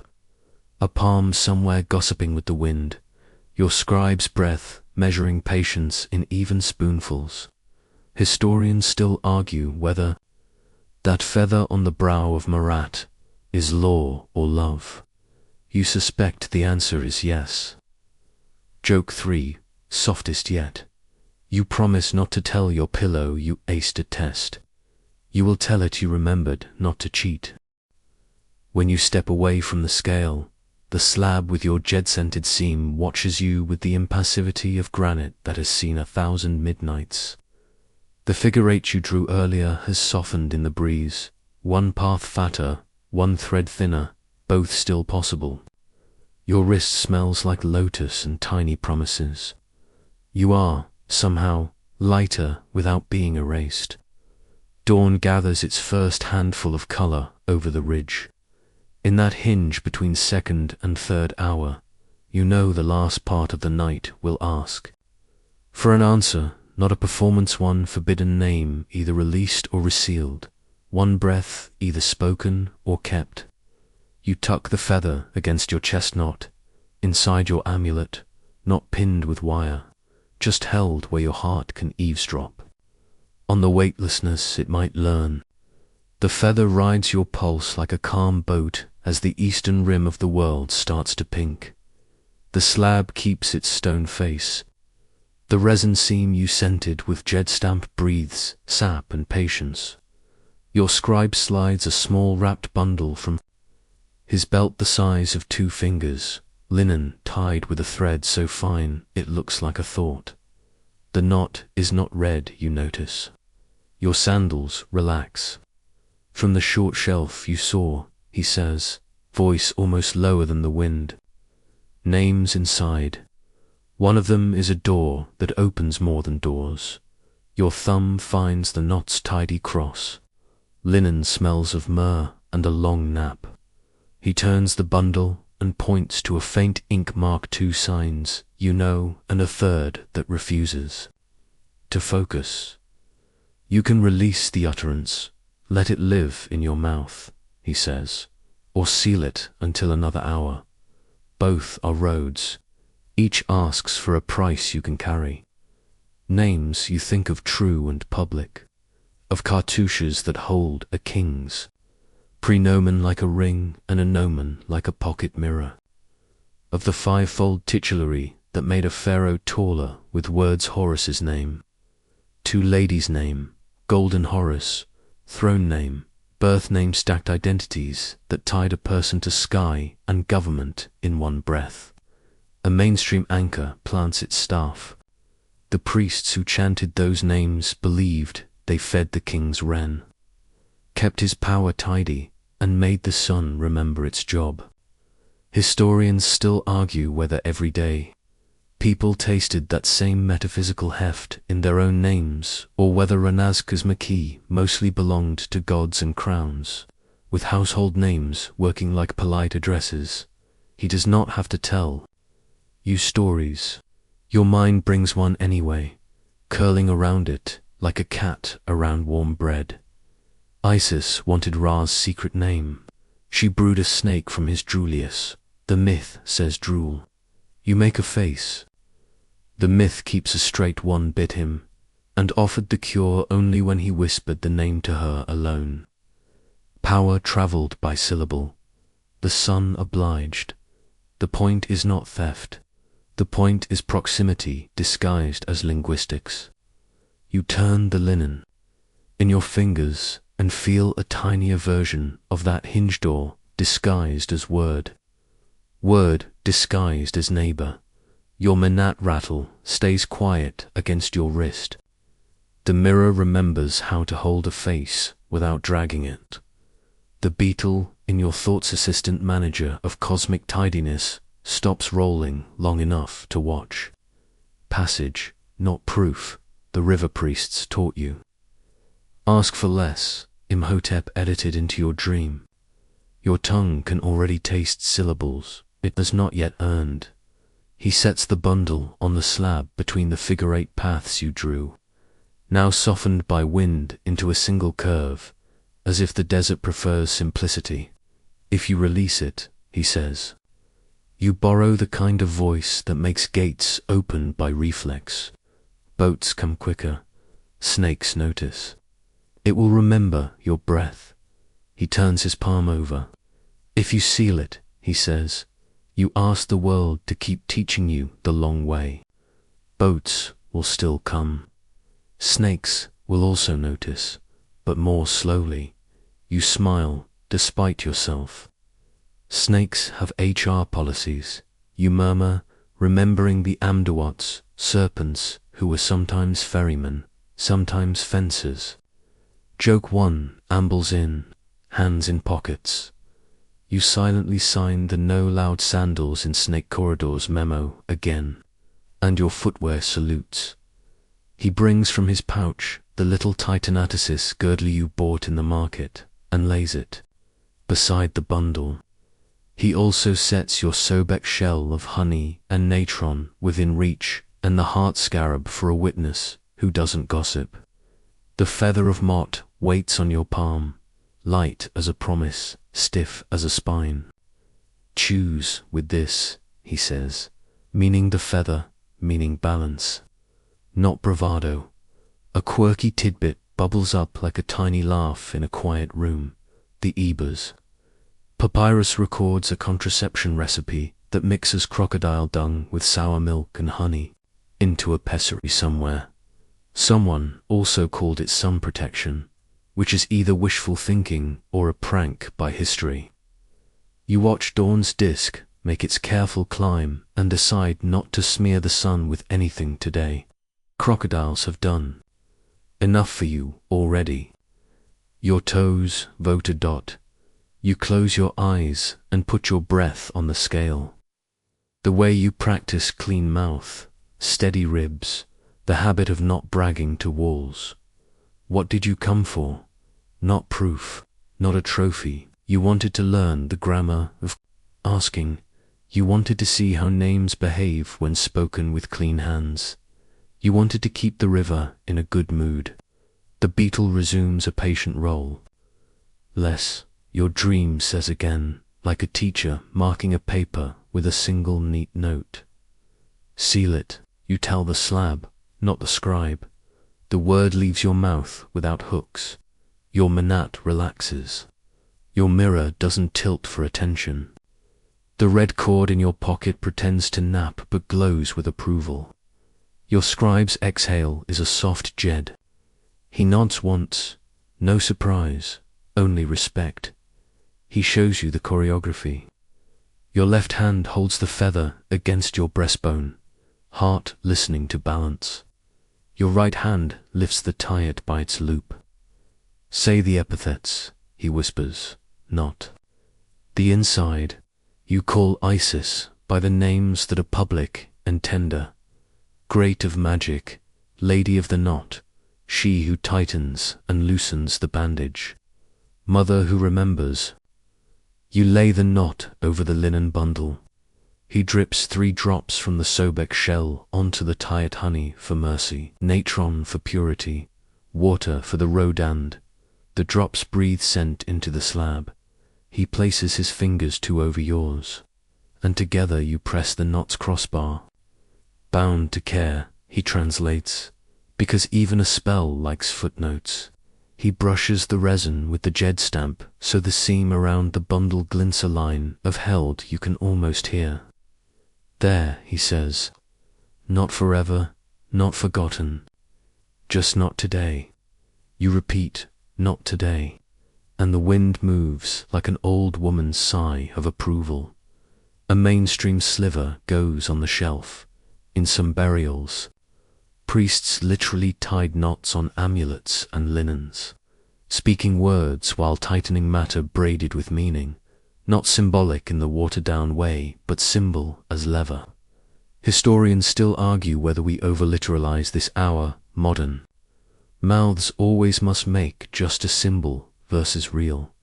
But the Egyptians did not divide so severely. If a knot is tied with a name, the world considers itself informed. The bundle sits with its tie-it like a sleeping noun dressed for weather. You draw 3 circles in the air with your ring finger small, smaller, smallest then, the sign 4 finished. The tiny loaf shape scribes, love. You don't say the forbidden syllables inside. You don't even peek with your tongue. Joke to peaks instead. You promise your pillow not to read the cosmic terms and conditions out loud at 5 a.m.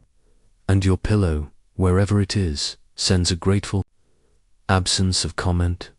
Payment, your scribe reminds. And you have it ready. Lotus oil at the waterline.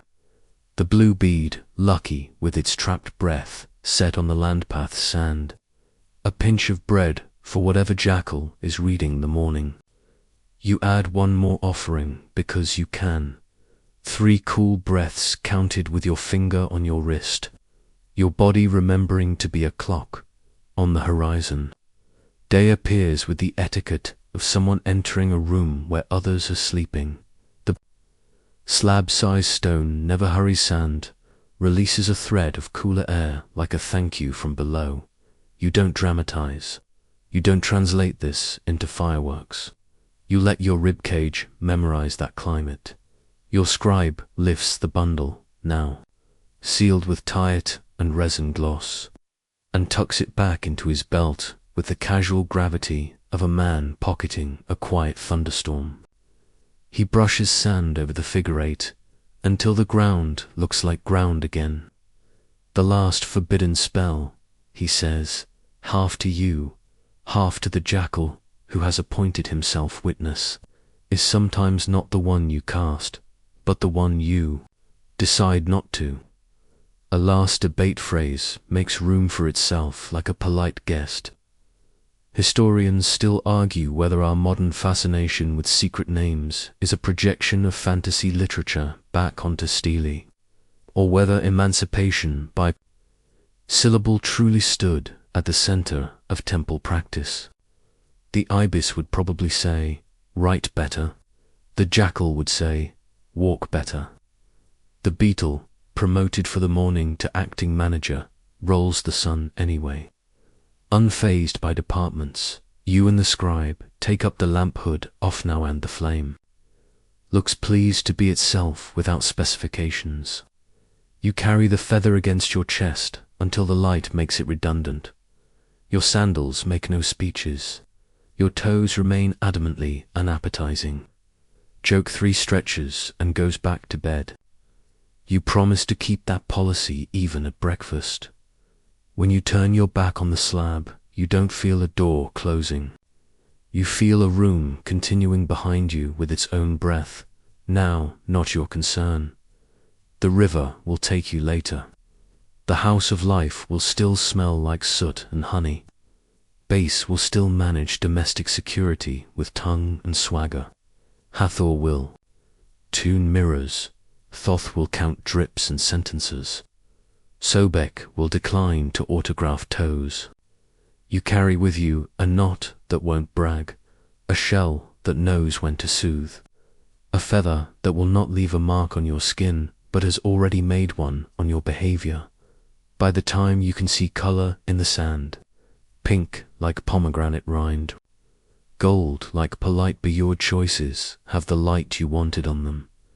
You didn't seize a capital letter word, you sealed it. You chose a passage you can pay for. You will tell your pillow, and then you will sleep. After that, the day can decide whether to be glorious or merely fine. Either way, you'll have a pocket full of small spells that behave in public.